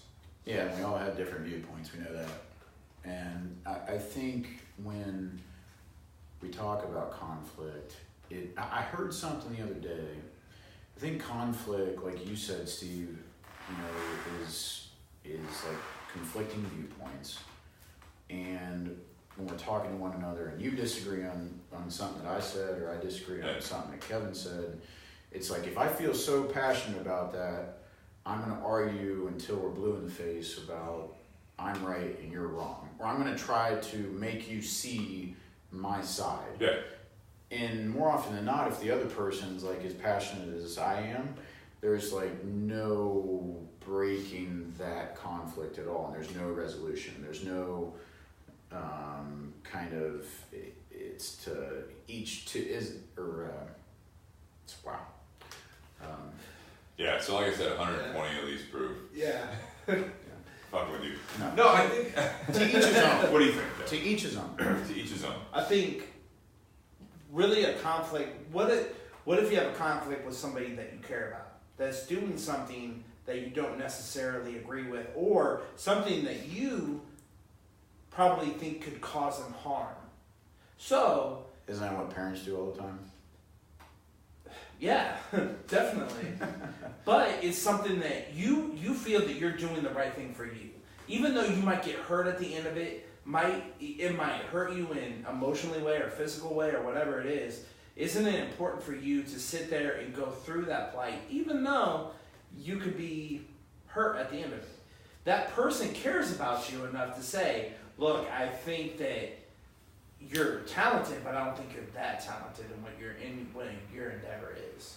So you're saying conflict can arise through just issues that right, just between so trying to do something for yourself, right, and then someone else having a problem with it because they think they know what's best for you. Right. So let's just say you want to go into strength competition, even though I might think that you're talented enough to get pretty far, but you could actually hurt yourself in doing that. Yeah. So you believe in yourself. That's the number one conflict, is that you believe in yourself, and I might not believe in you as strong as you believe in yourself. But I care about you enough to say, look, Jake, I think you're going to hurt yourself. Yeah. So how you resolve that conflict? Do you resolve that by saying, okay, at the end of it, I'm here for you. I'll drive you to the hospital, but you're going to do what you're going to do. But that's to each his own. And even if exactly. That's exactly that. And if you think that something's really going to happen and it doesn't, then it's fine. If something does happen, and it's kind of like, well, I told you so. But at the end of the day, if you care enough about me, then you're either going to help me through that pain or whatever, and something like that. Well, I think in that scenario, I kind of hear what you're saying, but it's all about, like we talk about all the time, it's communication. So if you have that, you can't just say, I don't think you're going to be able to do it. I mean, if you're going to have a conversation with someone, if you're having that, what we call it, conflict in this type of a topic here, where it's why, like you have to have that communication and educate that person. Like, you're not going to do it because you have a bad back, or you're not eating right, you're not sleeping enough, you're working this many hours. Like, to be successful at what you're trying to do, from what I've researched, like, do it yourself. If you care about that person, that's what you were talking about, is caring about that person. If you actually care about that person, then you're going to say, well, I looked up these successful people that have already done it, and I compared it to what I know of you. Are you sleeping this many hours? Are you eating this many calories? Are you training this way? Because this is like, well, no, I know what I'm doing. It's like, at that point, if you've given them, like, well, just, all I'm going to say is check this out. Check these lifters out, check the people that have been successful at this. I'm not saying it's the only way to do it. I just know that it's a proven method, and maybe you should refer to these cases. And if the person then's like, fuck that, I'm not going to do it. I'm just going to go do what I've been doing. I'm going to win. Hopefully I don't get hurt, hopefully you don't have to take them to the hospital. But at the very least, it's like, and again, it's how you do it. Like you said, I told you so. I mean, in a matter of speaking, yes. Right. If you care about that person, you don't really want to say that as much as you want to say, well, if you want to try again, remember what I told you. Like, I'm no expert, but I know that these people have been successful, and you might want to check it out from a different angle, because the method you're going at it, where you whatever. Like, look at us. It's like, you're eating whatever you feel like eating. You're not sleeping much. You're drinking too much. You know what I mean? You're playing video games all day long instead of going to the gym and getting rest. Right. So it's just a matter of putting the work there. I think it's part of, there's so many people that want to give their opinion on things, and normally I think that resolves, or it's not resolved, but that foreshadows into a conflict. Because it's like, I've had like a million different like inside conversations with myself, and we'll probably get into that too, is where you have that internal conflict. Yeah. And we've talked about like moral dilemmas and stuff like that. And when there's someone that you respect, there's a difference here. When there's someone that you respect that comes up to you and is truly honest with you, and we can all tell like whether someone is being honest with us or if they're just like blowing smoke up our ass, you know what I mean? And even if it's people that we love, and if they're coming up to us and they like sit you down and say, hey, you're drinking too much, you're not getting enough rest, you're not eating well, you're not working out, you're not taking care of yourself, we're worried about you. What I love about that, I think that's the right way to go about it, because what I love about it is they're not telling you exactly what to do, because I think that's the wrong thing to do, especially if it's friendship or family members. Business and stuff, that's a different realm. Right. But if it's people that you love and they're coming up to you and saying that, it means a lot more. And I think, especially for me, I think there's some people out there that necessarily don't like to be told exactly what to do, because they like to figure it out for themselves. And then, because if you just come at someone and say, this is what you're doing wrong, and you need to do this, this, and this, and this, that's going to bring up an even bigger conversation and an even bigger conflict. That could because it's like, worse. Yeah, and it's like, so why the fuck are you trying to tell me how to live my life? And that's kind of like the basic argument, right? You know what I mean? But if you go to someone and sit them down and explain to them what they see, I think that means a lot more than just telling them what to do. Well, I think that goes back to, so when we're talking about resolving conflict, tackling conflict, again, there's some reoccurring themes on this podcast, and I think in a lot of things in life, so I look at it as, when you're talking about resolving conflict and everything else, I will say this, there is a bit of, we talk about sales at some point. I'm a firm believer of communication, one, and then two is personality types. So again, when you're resolving conflict, one of the things you have to address and what you have to think about is, what's the goal here? Is it to get your way? Is it to get the best way for both parties involved? Or is it just to try to talk it out? Because I think that the best way to resolve conflict, really, at least on both sides, I'm not saying your side, but on both sides, it's to talk it out, first of all, communicate, and try to sell the other person on your side of it. You know what I mean? I'm not talking about like war or anything else, you know, where you go to the extremes as far as that kind of conflict. But even that has some aspects of it. You try to sell them on your idea, and at the very end of it, you're like, all right, well, I'm going to win because I believe in this enough. I'm going to have a piece of candy. Yeah, no, I know. But I think, you know, that's a big part of it is actually whoever you're dealing with that conflict, whether it be business, personal, or anything else. I mean, if you come up to that point, the reason you're at that conflict, essentially, in my opinion, is that you believe in something enough that you want it to happen. You want that end result. And the conflict may be that the other person doesn't agree with it or has a different vision of it, and then all of a sudden you're at that stalemate at that point. But if you're not able to actually, and it is a little bit of a chess game or a battle or a war, is that if you want your way, then it's not necessarily manipulation, but it's addressing that person, because at the very least, even if at the end of the conversation, at the end of the conflict, that other person doesn't necessarily agree with you, at least they understand where you're coming from, and hopefully they can do the same with you, and you're not so stubborn or shut off that you're not going to be able to actually be receptive to at least listen to what they're saying. It's like a normal conversation, right? I mean, people say that all the time, is that there's people that are so interested in what they want to say next that they're not even listening to what the person's saying. They're waiting for their turn to talk. That's where a conversation or a conflict, I don't think, ever goes anywhere, because basically there's no point in even having that conversation or addressing the conflict, because if you're not going to listen to the other person, if you're not going to be receptive and hope that they're receptive, then you're not going to get anywhere, because all you're doing is getting more and more pissed off because the other person's not just out of nowhere, like, you know what, you're right. Because that's when you're that closed off, that's all you're hoping. Is that you're either going to, and that's another way to handle conflict, honestly, and I think some people are very successful in business and also in personal relationships, at least in the short term, is that you're just relentless. You absolutely just, not necessarily berate that person or that coworker or that contract, that sale or whatever, but you literally just hammer it down, you're relentless, and to the point where they finally, like, you know what, fine. We'll do it your way. Now, I don't think that's the best way to do it, because you want long-term goals, hopefully.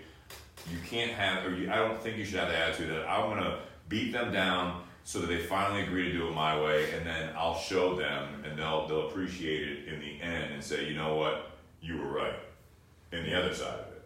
Because again, I think a lot of time handling conflict successfully, and hopefully on both sides of it, either it's your idea or their idea, but on your side, the people that are doing this, we're talking to the listeners and the viewers, is that it is at least partially your way. So it might be a negotiation. We haven't brought up negotiations yet, but I think a lot of times when you have successful negotiations, you have to actually, again, be listening to the other party, you know what I mean, and actually take in what they're saying, even if you don't agree with a lick of it, but at least listen to it, and maybe then you can compromise or negotiate and say, you know what, I do like this, what you said here. But if you're absolutely just against it, then sometimes you do have to walk away. I think with that, like what you're talking about, Steve, I like the point that you bring up, where if we're talking, because I'm the one normally to give in, because I don't like conflict. So I'll either argue, I'll listen and say my piece, but if I try my hardest to say my piece and I just notice that they're not listening to a lick of what I'm saying, I'm just like, all right, like, it's fine. Like, you fucking do it. You know what I mean? Like, There's the business part. That's me or them. They won at that point, because right. they beat you down to a point where you're just like, now you're just pissed off, and then they get their way, and then all of a sudden it's like, you know what, fine, do it. Then you hope they fail. I don't think that if I go down and say that, and I don't think that either party won. I just think that one. That's because you lost. That's what I'm saying. Like, in that situation, the other person won. In their mind, they won because you're telling them, you know what, fine. Do it your way. Right. You know what I'm saying? But the difference is, I don't think I won either. Like I don't think I lost. I just think like it's like. Well, so there's no winners, there's no losers. I don't think. But I'm saying the other person won. Well, that's great. Until they lose. But I'm not saying it is. I'm saying, but that's how, I think that's what happens. If you throw up your hands and be like, you know what, just do it your way. Right. And I'm not saying it's right or wrong. I mean, at that point, that is another way to handle conflict. I mean, at some point, you're just like, this idiot's not going to listen to anything I'm saying. Right. They're bound for failure or whatever. Like, you know what, fuck it, do it your way. See what happens. That's another way to get that conflict off your plate. yeah. If you if you handle that correctly, you know what? Let's try it your way. And that's another, like maybe a negotiation tactic where it's like, let's try your way for a little while, see how it works. I mean, in a managerial role, sometimes that does work. You know what I mean? Where you have an employee in front of you. I don't want you necessarily to, manipulate a personal relationship or a romantic relationship like that. I mean, if you honestly are like, you know what, fuck it, let's try it your way. Because we're not getting anywhere like this. So let's try it your way and go your route. And if it's not working, then do me a favor at least and trust me enough that then we can talk again and try it a different way. See, Amy says timing and method can make or break the resolution.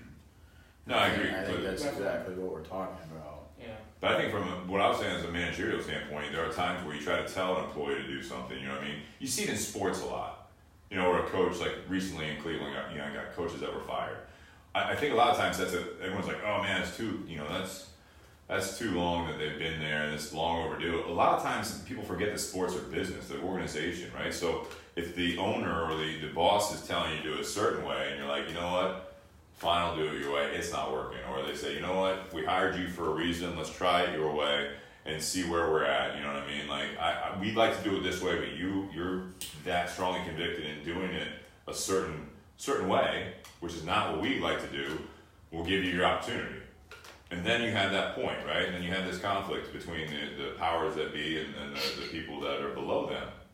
And you have that bottle is tough. Funny bottle. That's how we pour on Bourbon and BS podcast there. But where it comes down to it, like in a professional arena, is that Infuse my cigar. At some point, if you say, we tried it your way, now you gotta try it our way, your way didn't work, and that person just refuses to change, give it a little bit of time. You know what? You're too gung-ho on something that's not working, and you're not going to try, give us the trust to try it a different way.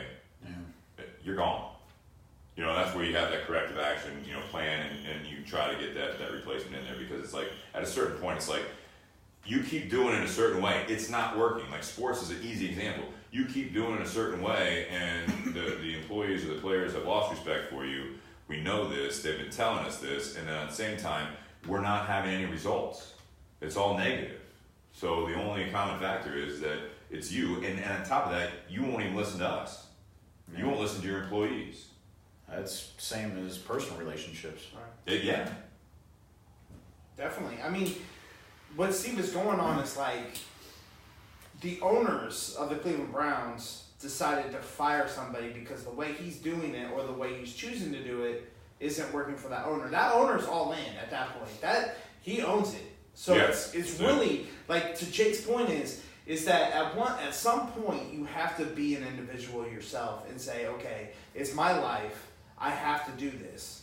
Now, to bring up a personal conflict, I had a conflict with somebody very important to me.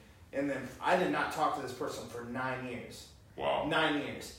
And it took me probably 3 years into that conflict to know that, like, maybe there's something that I could have done differently in that situation.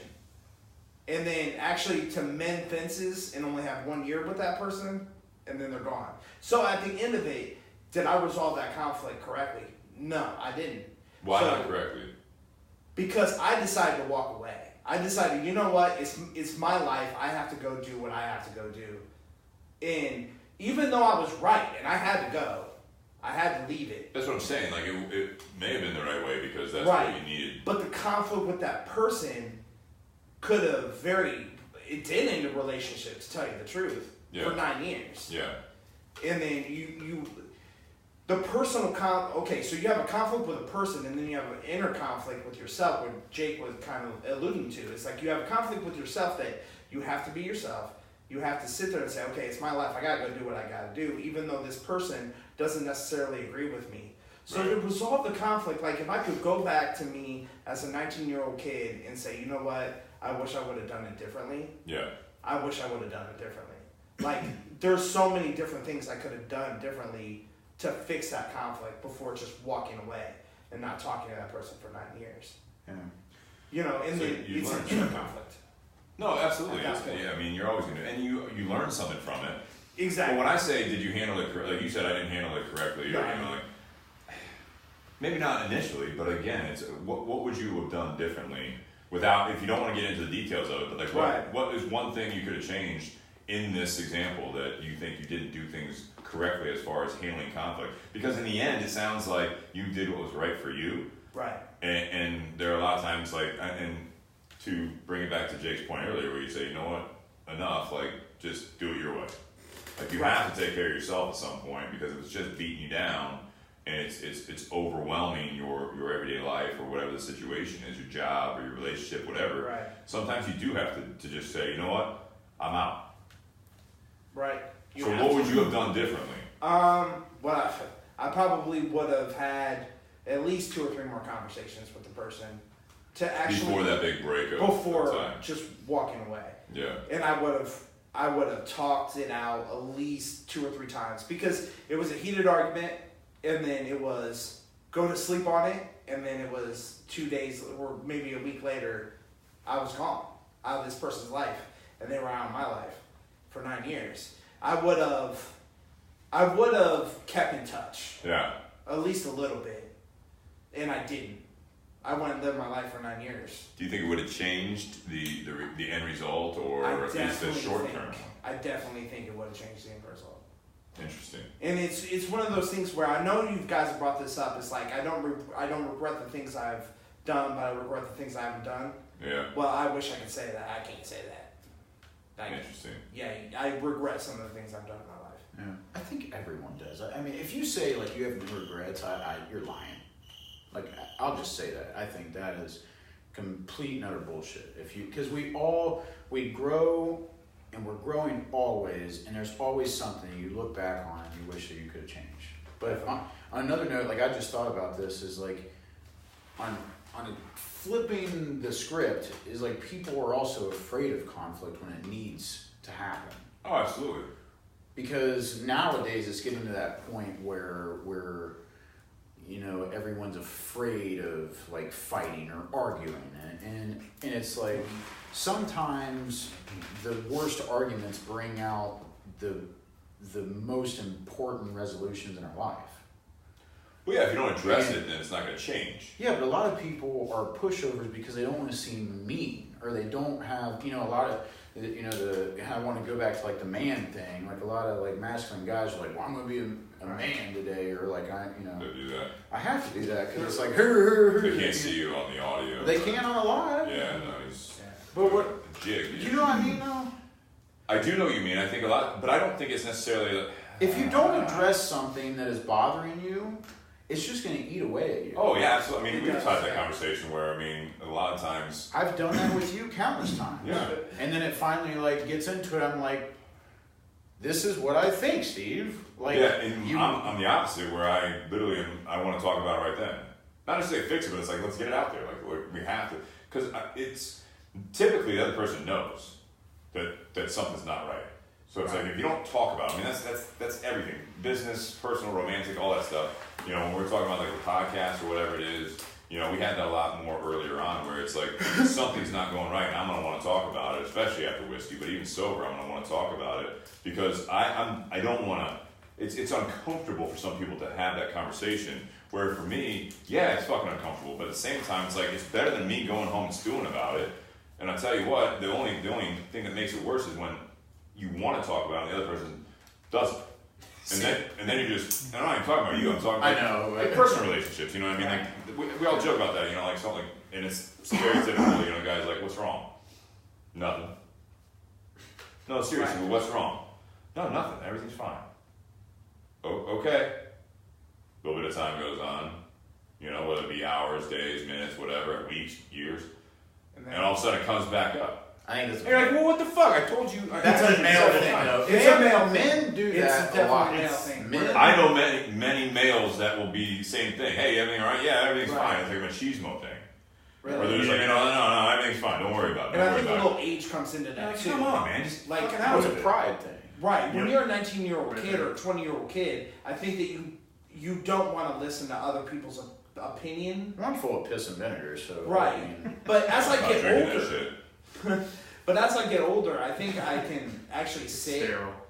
and listen to somebody else's opinion now and actually reflect on what that opinion is.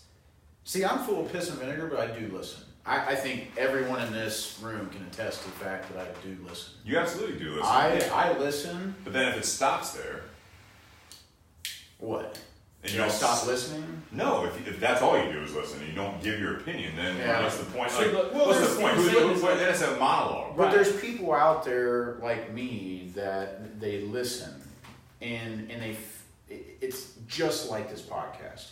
There's people that listen, and I want to hear what you say, Steve. I want to hear what Kevin says, what Dustin says, whoever's on, and you guys know, like, I get jumbled up a lot because I'm trying to regain my thoughts, and it's kind of like one of those things where if I don't say exactly the right thing at that moment when I get the chance to say it, then it's gone because you're never going to listen to me again.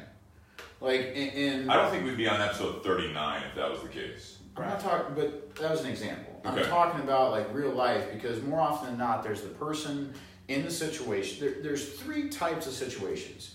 There's the situation where you have two passive aggressive people that don't talk at all and they're just angry at each other, and then they slowly either fade away from their business or personal or family relationship. Yeah.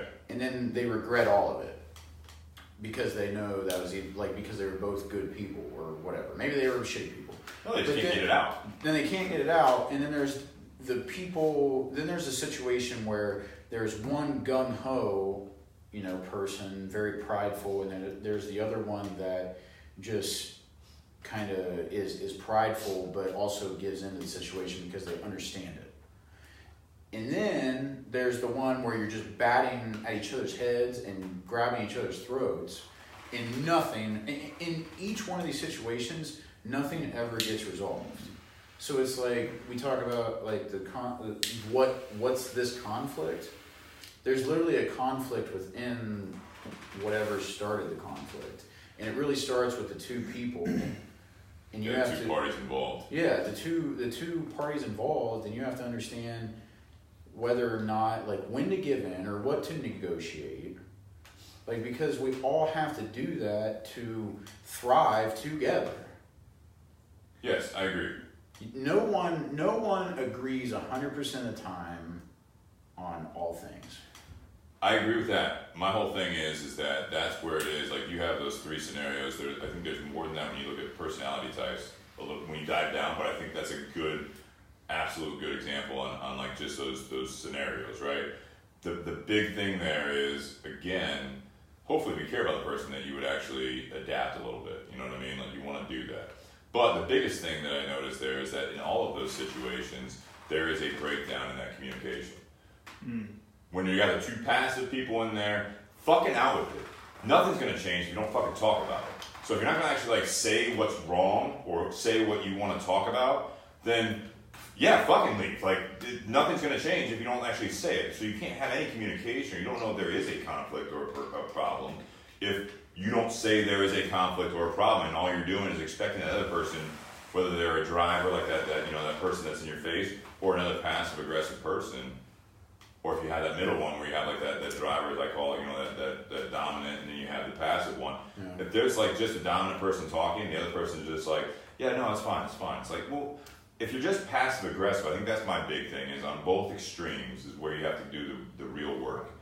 If you're not listening and all you're doing, and that's what we were talking about earlier, is if all you're doing is pushing your part and you're not listening, you're not actually like waiting to hear what the other person has to say, so that if there is some sort of compromise or negotiation, at the very least, the other person is going to give out their viewpoint.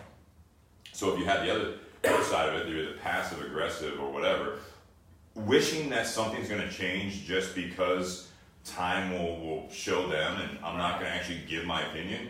Well, you're breeding this time period where you're just fucking miserable. Right. So one of those things that, and we talk about age, like I'm midlife almost at this point, where one of the things that you kind of learn, it's like, how many more years do I want to give up as a patience, yet I'm just sitting back and being upset about this, or do you actually want to at least put forward a little bit of effort and try to make your view known to the other party? Because if you don't, then fuck you. You're just going to sit back and just be miserable. That's a choice. If you want to do it that way, that's fine. But my best thing is walk away now, because you're not going to just win just out of attrition and just making that other person just basically just get tired of being that person. That's a great point, Steve. Though, like when you talk about like that, I think that's the main point is when you talk about what's your viewpoint. Like it's all about understanding and trying to understand the other person's viewpoint. Right. My point is, on top of that, is you have to make your viewpoint known. You actually have to get it out there. You can't just wait for that other person to do it if they're not going to do it. So it's like, it's one of those things, it's like, again, what do you want to eat? I go back to those like classic relationships, things like, what do you want to eat tonight? Oh, I don't care. No, just give me something to choose from. I don't really care. Right. All right, so we got, I got fast food, Arby's, Burger King, Wendy's, McDonald's, I've got Taco Bell. What do you think? Any of them are fine. All right, I'm closest to Taco Bell, I'm going to swing by Taco Bell. No, I don't want that. Yeah. So you're mainly, what do you want? You're mainly talking about the dominant and like a passive person. I'm saying it's a failure to communicate. No, I'm saying it because both sides of those, both sides of that, like you can't just look at it from one angle. It's both sides. It's not just the dominant; it's the passive one that's just saying, "I don't care." They obviously do care, and that's where you have that conflict where it's like, I just said, I'm trying to give you like, what do you think? Because I don't really care. But then it's like, no, you pick. So then I pick, or that person picks, and they're like, no, I don't want that. And then like there's more frustration because it's like, then you do care. Yeah. Because you don't want Taco Bell. So why didn't you say that's out? Well, I mean, it sounded all right until you said it. It's like, okay, right. Well, now we're down to 4. Well, you pick. I kind of don't want to because all I had a lot of experience with this. You can tell. No, this is an example. This is a lot of like every other day. I think it's a very common I example. definitely understand what I'm he's just giving saying. shit. No, I know. No, I definitely understand what he's saying. Like in a small conflict, like where you want to eat, ends up to a bigger conflict of they go to bed communicate, pissed off. Which is with Steve. I've talked to Steve many times, and I understand one thing about Steve is that if you fail to tell him something, it's not doing him any favors, and it's not doing you any favors because Steve will be like, "Okay, what? Go." Yeah, you don't care. You're right. No, I do care. And he does care. Frustrated because I want the other person to care. More.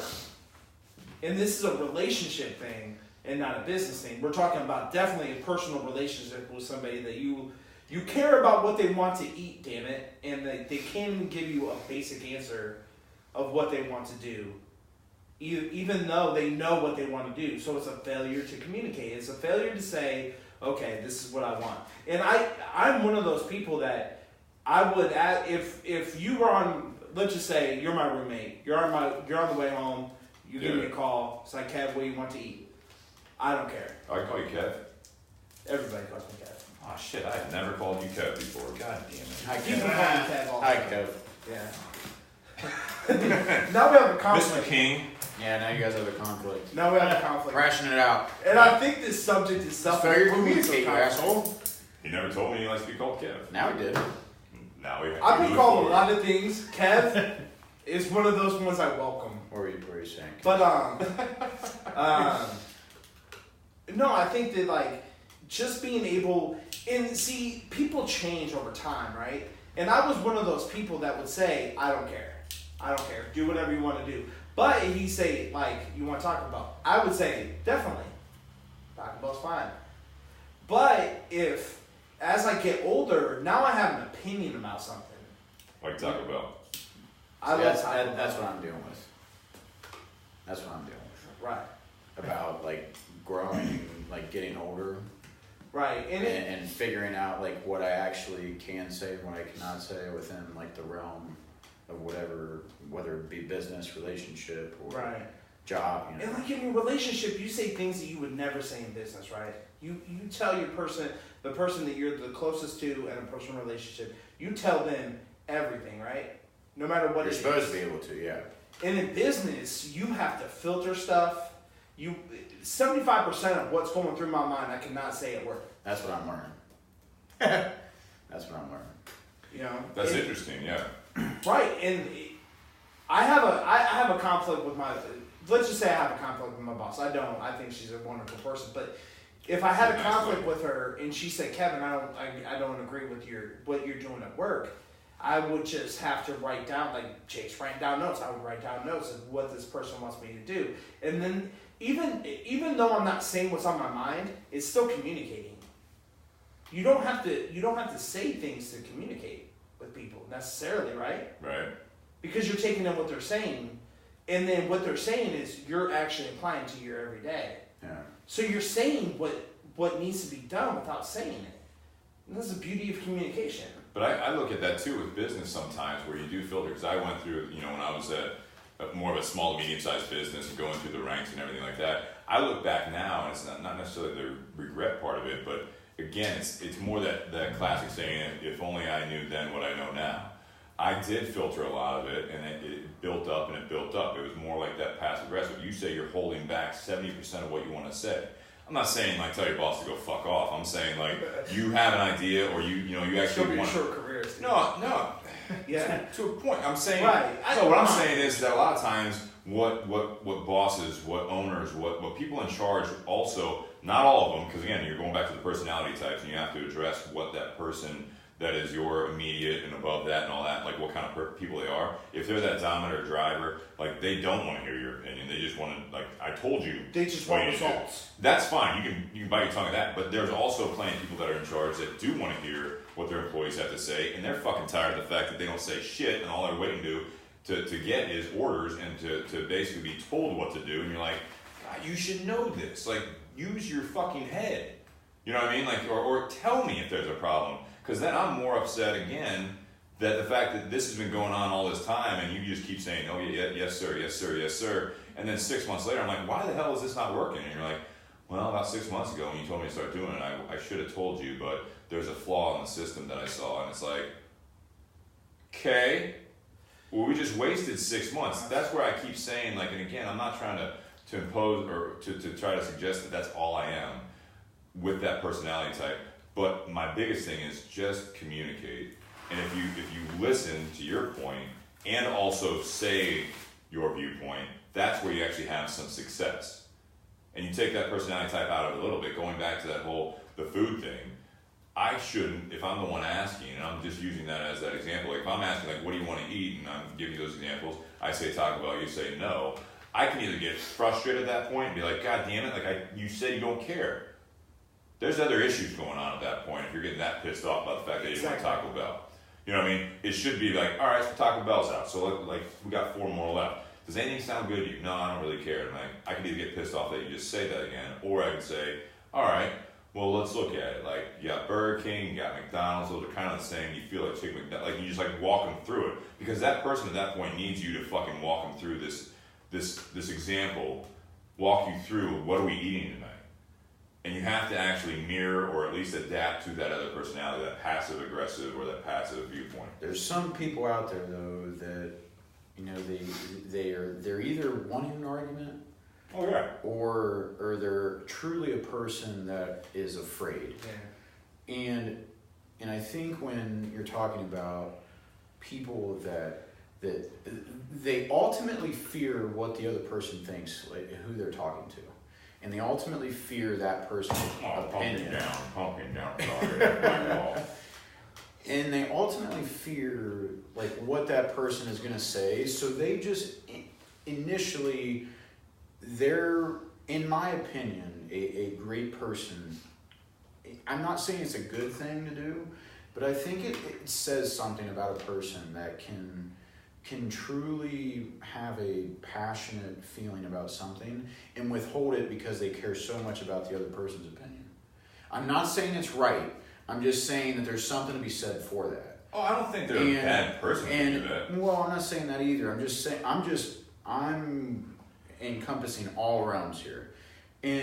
But I think from the people's perspective that are in that situation, that are passive aggressive and they're afraid to either say something to their boss or the person that they deem kind of not an authoritative figure, but they just they appreciate their feedback and they respect their feedback more than their own. And I mean, that's another subject in itself. No, I think it's very relevant to the subject. But when you're at that point, at least in my experience, you're just trying to keep your head above water, and you have an idea, but you don't really know what to do. A lot of anxiety kicks in there. Yeah. And maybe there's a deeper issue there where it is like you have true anxiety. And I'll say that you are feeding that anxiety if you have something, and at the very least you tell that other party, hey, you know what, I need to regroup, but I do want to get a couple ideas out there. I don't have it formulated yet. A lot of times with business that happens a lot of times too. I think that. Well, because you talk about the anxiety, that might be the where you're hesitant, you're afraid of that conflict, like you had said earlier, where I think you're uncomfortable with it. Well, if you do have this idea or these thoughts, brewing up top, and you don't get them out there, I think that breeds anxiety. I think that breeds that more hesitation. It just breeds that where now all of a sudden, like, you can't sleep at night because you actually do have an idea, and now you're afraid to bring it up because you already let that opportunity pass, and you close that door in your mind. So you're like, well, I guess it just never will be that way, and we'll just go this way. Yeah. Here's a very immature viewpoint, but when I was in middle school, you know what I always thought when I was in a relationship? The first argument we had, the relationship was fucked. Because then it just... Thought that as a sixth grader? Yeah. When it cascaded into something, then it's always about, like, you're reacting to the other person then.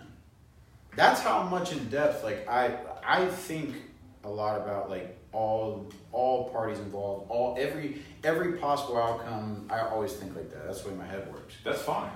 But I still think like that when you and I talk, Steve, or whoever. If I respect your opinion enough, and it's kind of like one of those things that I know that I can either live with or, I'm not going to stew on. I'm just going to say, well, fine, I just don't want to deal with, like, the conflict right now.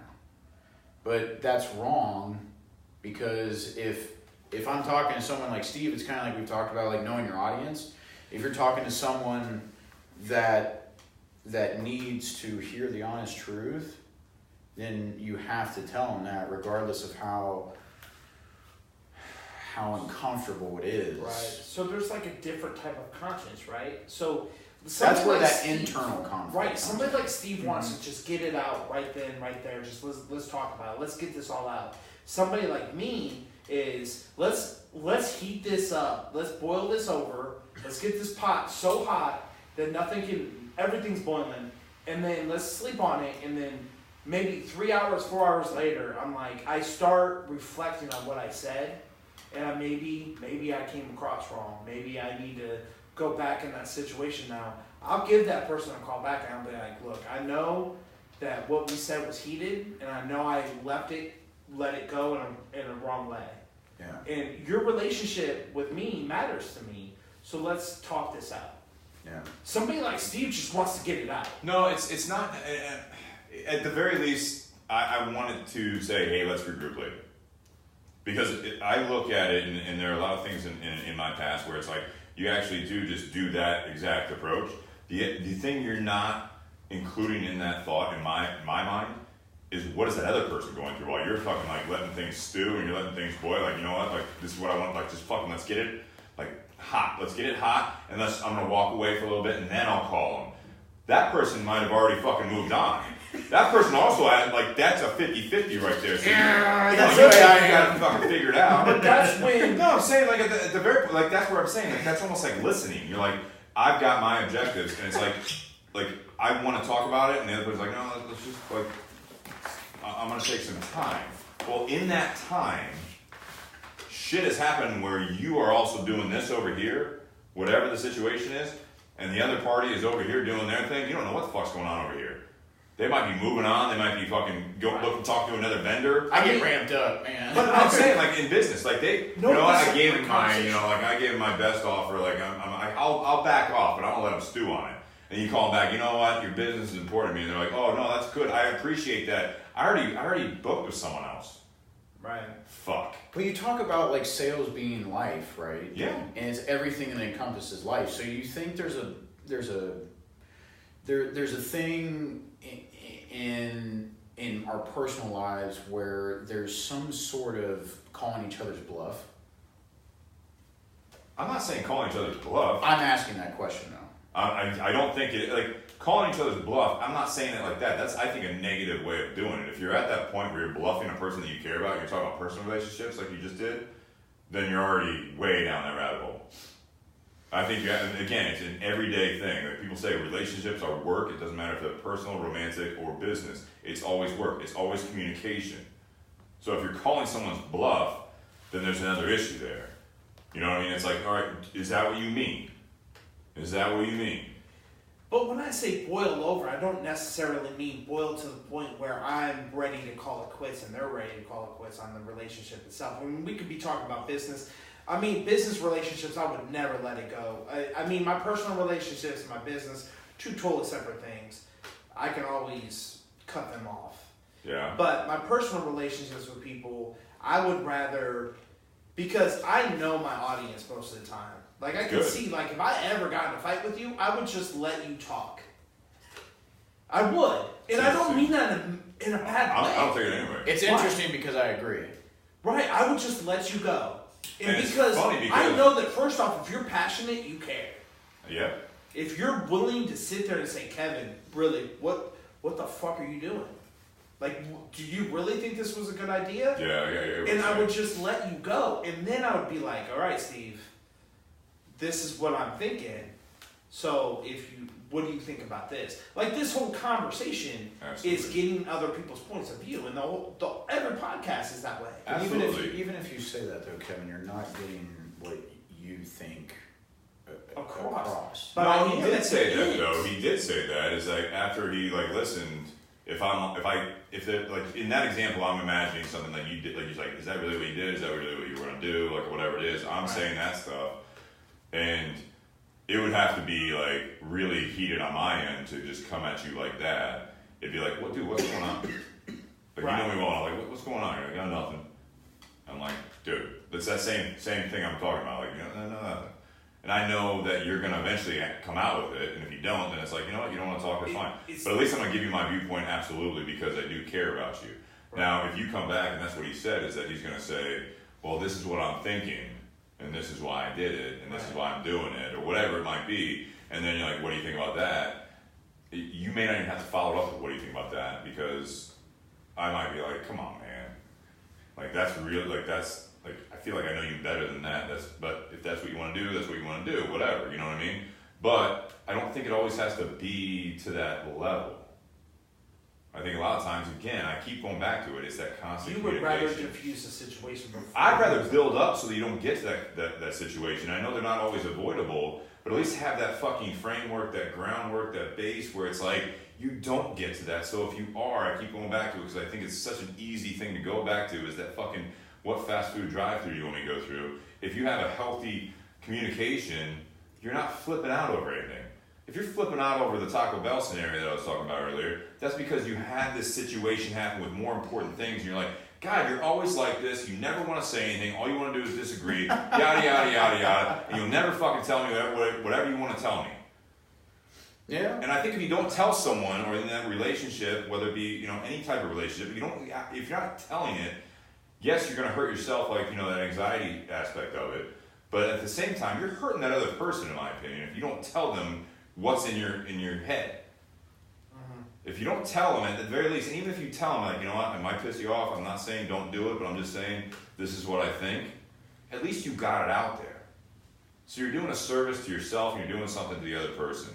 And hopefully you can avoid some conflict down the road because you did that. If all you do is stew on it, you just go your day to day, I'm not happy, I should say something, but I'm not going to. If you have two passive aggressive people or whatever, or you're in a personal relationship, and you just, both people seem to not be happy, then you just start the timer before you just finally be like, all right, we're both on our deathbeds, and fuck, the last 50 years sucked.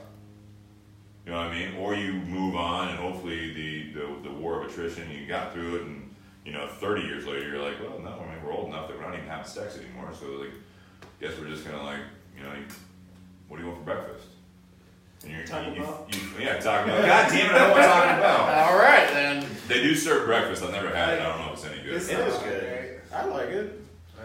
Hash it out, guys. So this Why do you think it's good there, Kevin? I think it sucks because I don't give a shit. So you're first fine. off, any fast food breakfast sucks because you're not eating anything organically. Oh, that's the key. But their lunch and It's dinner gotta is be so organic. much better. Yeah. Get the fuck out of here. Here's my thing: is the exact phrase of like the topic of the conversation is what's this top? What, Dustin? What?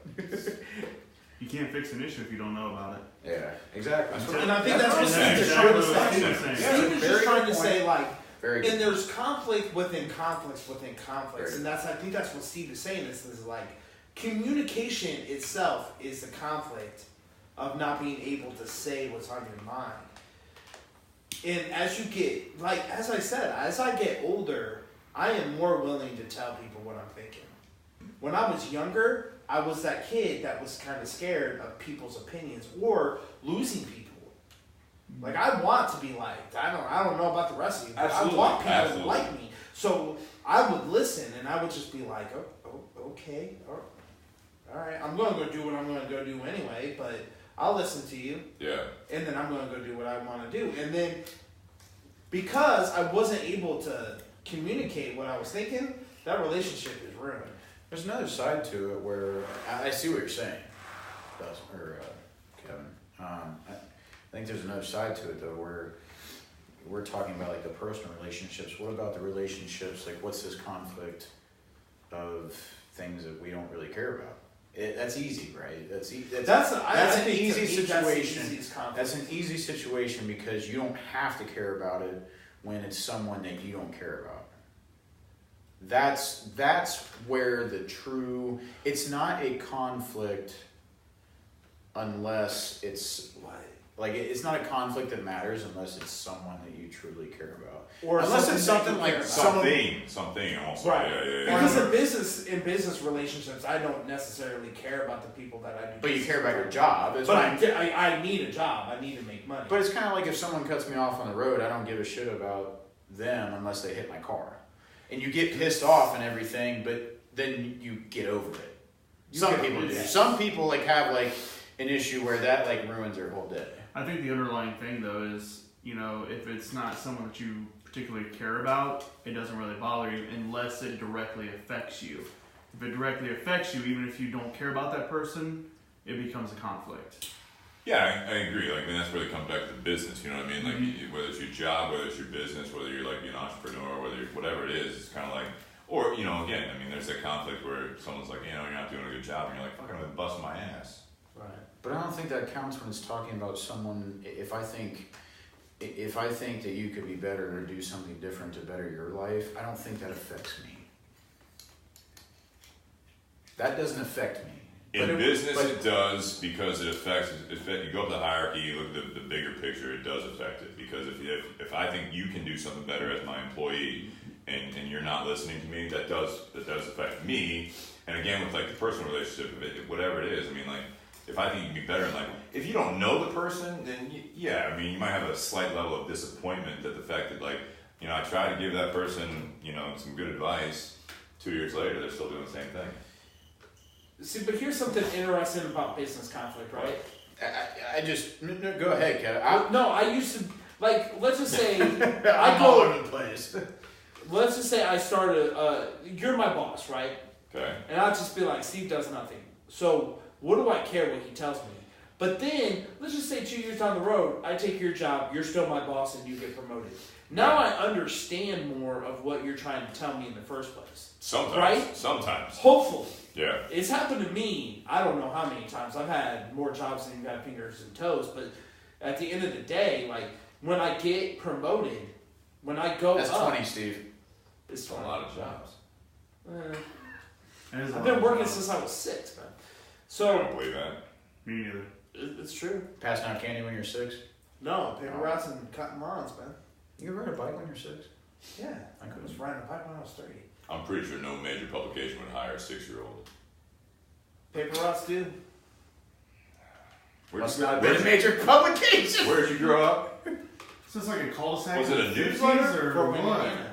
Was it a newsletter? Oh, that's the the problem, is Indiana. Was this like a cul-de-sac in the 50s or something? Go ahead. Jesus. But- Sorry, Kevin. I totally lost my train of thought, but what I'm trying to say is that, like, you, as you go through it, you might understand a little bit about. It's all about understanding, right? And it's all about compromise, and we haven't even talked about compromise yet. It's just like that is a part of the negotiation itself. It's like being able to sit there and say, I can understand what you're trying to say, Steve, but let me try to tell you what my end goal is. And I think in business relationships, that's more substantial than what it is in personal relationships. But I think that, like, you're trying to understand, right, what that person's objective is, or what their plan is, or where they're trying to go. And I think it something has to happen, right? Either, I don't know how many friends you've lost over conflicts, but I've lost a shitload. Yeah. I can't count, but Directly and indirectly, yeah, I mean, absolutely. Right. I think it's empathy. And that's what Pat Styles Yeah, commented on empathy's a earlier big part of today. it. Empathy is huge, and you have to understand, not just listen and understand, but, you know, kind of put yourself in their shoes as far as, you know, what's their point, what were their experiences that might bring up their point, and that very well could lead to the compromise like you were talking about, Kevin. like you have to compromise, right? Well, I think compromising, I always do it, is to hand in the face and bringing it out there. You know, a lot of times the problem with the conflict is that people get so dialed into the actual conflict as opposed to the reason that there is one.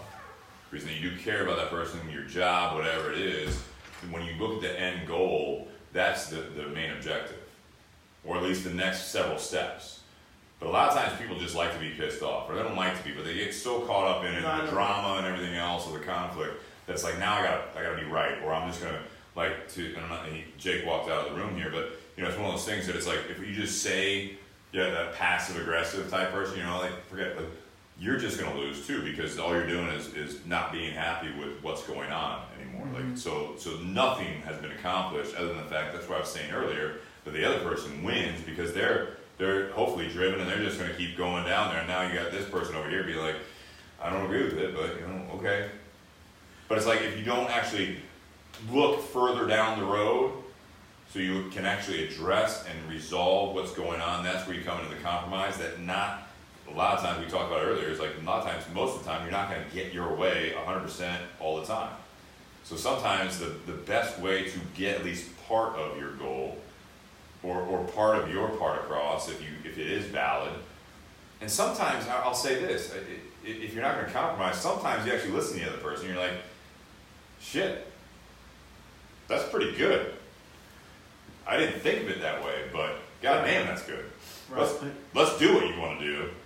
You know, let's try that out. Yeah, let's get going on that. What can I do to help you on that? Like, goddamn, I'm so sorry. You know what I mean? Like, it's just, again, it's the communication at all times. Right, and you do so much networking with other cigar companies, right?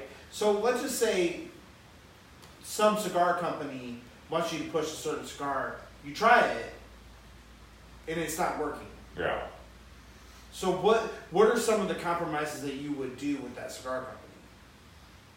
How would you resolve some of that conflict? Well, at that point, so I mean, that's a different situation.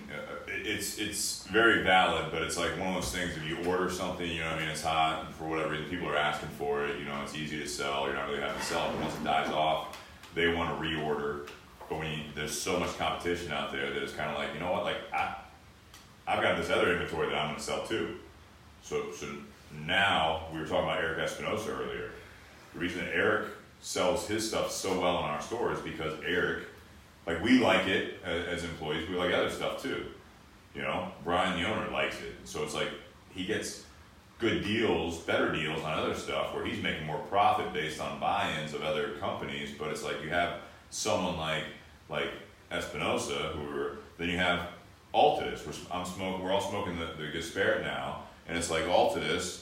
They're big enough that you buy a certain amount, like they'll give you better deals, and like so like you benefit. But then from the cash register to your bottom line, you benefit a bit more from the bigger ones that give you better deals. Buy 5 boxes, get 1 free type thing. Mm-hmm. It's not always there, so you can't always reflect it in the price. But someone comes in like, well, why isn't this selling anymore? It's like it just isn't. Or you have a customer come in 2 years later, like, man, I was looking for this cigar. I had that happen, and I forget what the cigar was actually today. Someone asked about a cigar, and I'm like, you guys don't carry that? I was like, we did 2 years ago. It stopped selling. No one's buying it anymore. And they're like, oh man, I buy them all the time. And you're like, you try not to be rude, but it's like what you want to say is like, where have you been the last 2 years? Because you're asking after we stopped carrying it. And it's one of those things that, so that's where you put it back on the person that's selling it. That's where you put it on that person, Kevin, where you're selling that cigar for them. They actually have to do a little bit of effort, whether they do a national campaign, whether they come into the store, whether they push it, whether they have a rep comes in, but they actually have to push forward. It's not on. I'm gonna let Jake whisper. I think start moving into closing remarks. Oh, okay. I think there might be an underlying thing with the point that Steve made as far as the passive aggressive. They don't bring their point up a lot or at all, or will bring up a conflict at all. I think maybe part of that could be in question of one of two things. Either that person is passive aggressive, or do they just not give a damn anymore? And it's kind of a double-edged sword. And you just, that could be something you don't know until you maybe try to pry a little bit, do a little bit of probing, ask some questions on it because you want them to open up, you want them to try to figure this out. But the more you probe, you can start to learn as far as, is this person just not giving a shit, or is it they are passive aggressive and they're afraid of opening up that can of worms to resolve this conflict because they don't like the conflict? Well, I think a lot of times that's what I was saying is that if you don't actually communicate and you're passive aggressive or you're dominant or somewhere in the middle, right? At a certain point, you will stop giving a shit. That's why the divorce rates out of the sky. That's why you've had. What is it, Kevin? 65%, right? It's higher in Franklin County. Wow. My point is that to your point, that's why you also have several jobs because people at some point they don't care. They want to move on or they just don't like where they're at. You know what I mean? Because at a certain point, if you don't actually put the effort in every day to have that success and have that communication and actually do it, sometimes it's just not a fit. I get that. But if you don't actually work at it, you don't actually have everything out on the table to a point, but minding the other person's feelings, you're not just going to throw fucking stones, then you might actually get further beyond that. But at a certain point, you just don't care. But I like what Craig's point was. Craig, who's been listening here, in business, it's about learning people's motivations. Different people require different management styles. I always say that about the personality types. Mm-hmm. It's management, it's personal relationship, it's romantic relationship. I mean, when you're in the dating scene, hopefully you actually address that early enough on that you're not so far down the road that there's kids involved, that there's finances involved, everything else, that then you finally realize, like, man, I don't get along with this person at all. Like, we just both like the same hobby. Like, shit. I can't stand being around this person anymore. No, you think about me, but... Damn. What proof is this? Damn whiskey. I think we should start moving into the closing remarks. So I want to start with Kevin, and then I'll go, and then Steve will. So I think wrap it at up. the end of, let's just talk about like my top three tips for resolving conflict is what Steve has been pretty much saying the whole time. It's like, don't be afraid to say what you need to say to resolve a conflict that minute or that day or even that week for some people. And I think number 2 is be willing to hear people. And then number 3, be willing to compromise. I think that's the top 3 for me is like be able to like listen and actively listen to somebody else's point of view and try to move forward together on whatever that is. Business, personal relationship, whatever it is. No, I like that a lot. I do too. Good three. That's kind of like what I was exactly going to say was mine. You know, we've talked, I think a lot of times we dive into kind of the business side because we all have jobs, and that's like the easiest place to get frustrated at, I think, with most people. So that's what we talk about most. But I think I think these three are the most important when it comes to any conflict in life is again, it's involving two separate parties, and your ideas and viewpoints are different, and you're either trying to impose your ideas on them and the way you think and vice versa, or you're trying to get them to do what you want them to do. Yeah. And I think what it comes down to, whether it be personal or business related, is that active listening. I think that's the most important key that I think we can even explain tonight, is that if you can't tell someone the right way on how to do something, or explain something the way that they'll be able to see it in their eyes, you might as well just bang your head up against the wall. And that's when I talk a lot about knowing your audience, because I think true leaders in business know their employees, the people that are under them. And if they believe in them, there are people out there that aren't worth saving, right? There are people out there that don't give a damn, that don't want to work, that don't, do their job. But the people that you do know that do their job, that want to work, that you trust, because that's a big thing in business, is actively listening to them and letting them know that they're able to come to you no matter what. And that goes the same way in a personal relationship. If someone is not able to come to you with a problem and talk to you about it, and you just overreact, and every time you get mad at them for coming to you with it, then they think that they can't come to you. It's your actions that are speaking louder than words at that point. So That's a good point. So actively listening is a huge key. When you're actually talking to someone and there's a conflict involved, and you get done listening to each other, it's just like the podcast.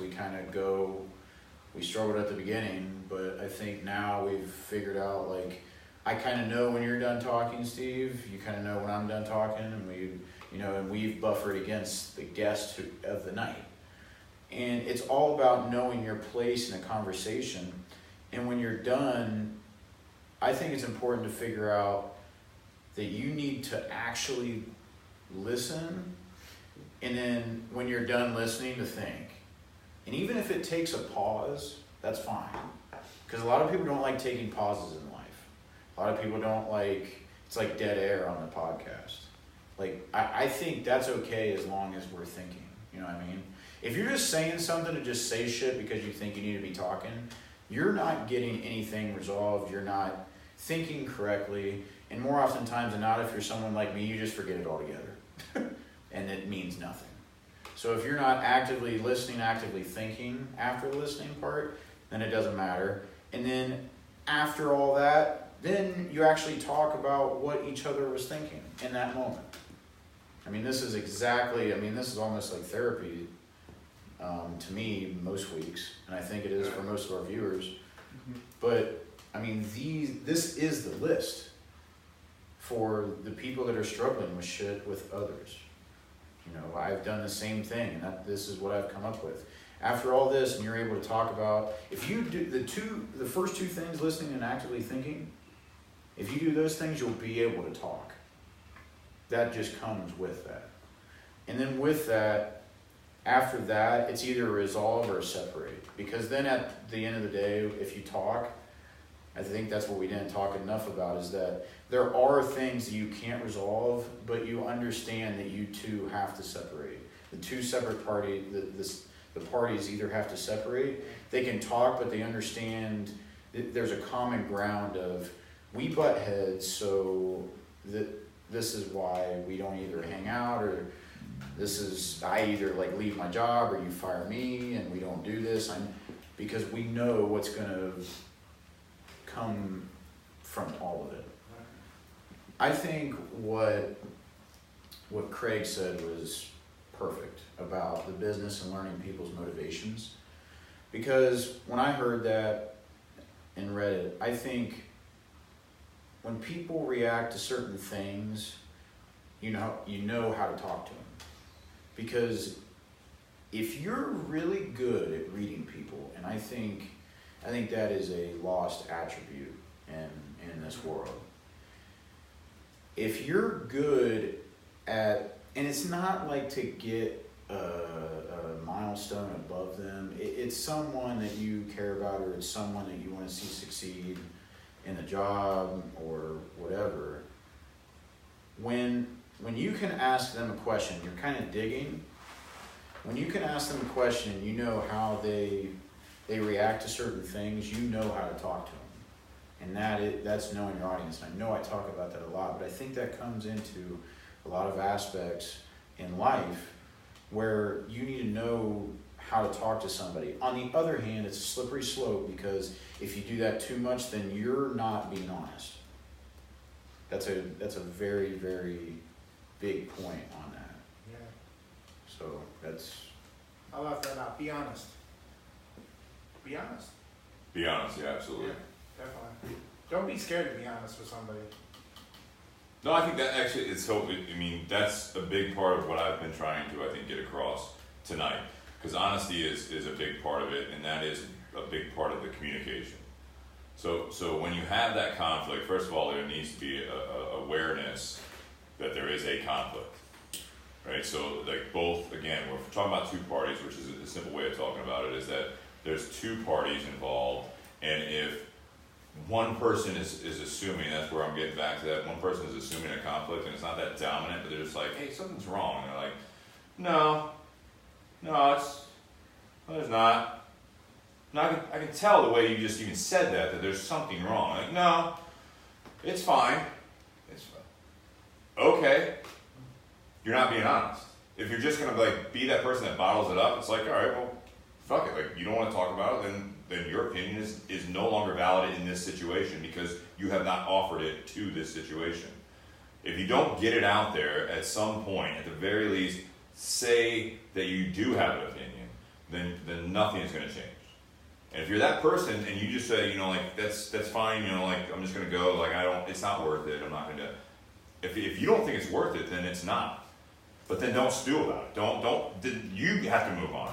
Because if you don't move on and you're still in that conflict, you're in that conflict fucking now alone because you have the opportunity. You still actually have the opportunity to do it down the road and actually say something about, hey, I've actually been thinking about that.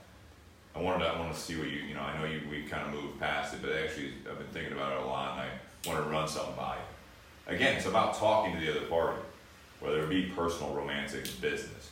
But my big thing about handling conflict, and I've said it a lot, is the communication.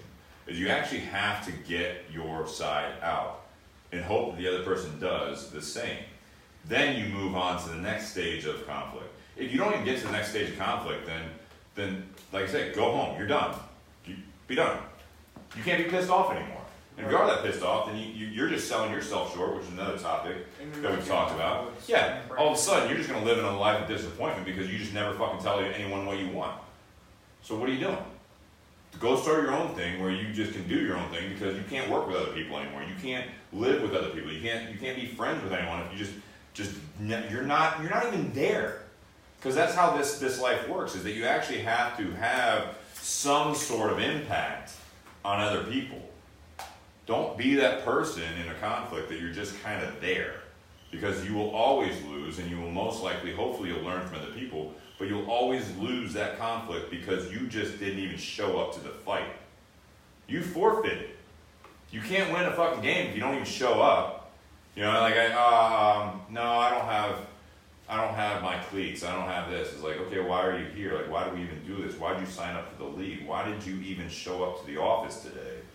Because you knew we were going to talk about this. So that's a big part. To get to the next stage of conflict, I think, is what you're talking about. You talk about listening, thinking, and talking. But you can't listen to someone that doesn't say a goddamn word. So you have to be able to do both. But to offer that, I know talking, and I agree with that. I like that 3 steps that Jake had, where you get to that last step of talking. But there has to be that other side where you're not just listening. I don't think you can listen to the initial, like that stage, but you also have to let them have the opportunity to listen to you. So you have to have a little bit of talking there, right? So you have to get both sides of it out there. Then you actually have something comprehensive to think about. Because if all you do is hear their side of it and you think about it, they're just being like, all right, well, I told you what I thought, and fuck, he or she didn't say anything. So what are they thinking about? What they fucking said. Just like you are. They don't have anything to think about.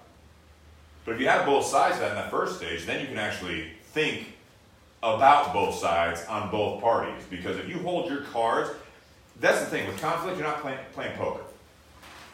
You want to know what the other person thinks. Because if you don't know what that other person thinks, you don't know what cards they have, then all of a sudden you are getting into the bluffs. That was a great metaphor earlier that we talked about as far as a bluff. Do you call that person on their bluff? Hopefully you don't fucking have to when you're actually having a conflict. And having a conversation and actually trying to get that hand out of your face so that everyone's looking at like, we can just piss on each other, like go round and just be pissed off. Or like, what do you think? Yeah. I need to know. If you won't tell me, then I can't fucking do anything about it. That's any relationship. So then, once you actually do think about that, then that's that point where it's like, that other person might be right. You're like, man, I wish I would have thought of it that way. You know what? I can make that person happy, myself happy, and also the end goal, whatever the bigger situation is, happy. If I try to combine, and I actually come back to the other person and say, Kevin, hey, I've thought about this a lot. And we said we were going to talk, because that's another part. Like, let's think about what we said. Let's reconvene at X date and time, whatever. And then you get to that point where you're like, you know what, Kevin, I thought about it a lot. I don't agree with anything you have to say. Or, Kevin, I thought about what you said, and I want to roll with what you had. I mean, let's build off of what you said, because you know what, I didn't think about that. Or there's a point where you actually would get to that where you're like, I thought about what you said. I hope you thought about what I said, and I know you want to talk, but I really was working on this all night. What do you think about this? I think that's a lot of times what we get to in the closing remarks here too, is that like, I like to kind of look at everything we talked about, listen to everything we talked about, and then sometimes I'm bad at it. Like I'll introduce something new to the podcast and be like, all right, cheers everyone. Like, you always do that shit. That's because I like that. I like the fact that it's like, that's how things grow. And then it makes me feel shitty because it's like, well, we fucking left something out. Well, it's like a good movie. No, but that's what I'm saying. That's a great metaphor with the movie. I like that. But before, when you actually sit back and talk, there should be enough content in that initial stage of conflict. And if you're not just trying to win your way, which hopefully sometimes you will have to, but hopefully most of the time you're actually growing with that other party. And if they don't want to listen and they just want to do it their way, then it's got to be that compromise that you were talking about. But you have to have all the information. And I think that's a big part of the conflict a lot of times. Communication. And communication. I think a lot of times conflict will be bred further and further down the road, and that's where failure happens, is if not all the information's out there. Yeah. Because a lot of times if you hold your cards to your chest, you're trying to win. You might as well fold right there. Because it's not about winning your way, in my opinion, all the time, unless you have strong enough convictions that you can actually listen to that other person and then say, I hear what you're saying, I really do, and I like these points, but I'm so strong-minded about what this is, I need another opportunity to try to sell you on it. But if you say it like that, as opposed to saying you're wrong and I'm right, let me have one more opportunity. I hear what you're saying, I like this, and this, but let me sell you on this the best I can. And if you don't go with what I'm saying at the end of this, It's like that PowerPoint presentation, selling something, your idea. If you're not convinced 100%, then let's combine ideas or go with yours. Because I think that's the healthiest way that you can actually resolve conflict is if you actually involve all parties wholeheartedly, be honest, and actually just roll forward and say, this is the whole point of it. It's not about me winning on a fucking Wednesday. It's about where we're at a year from now on a Wednesday, and that we have something bigger and greater, and everyone not taking into account for what you were saying if they just don't give a shit or they don't have the capability and they're just not fit for it.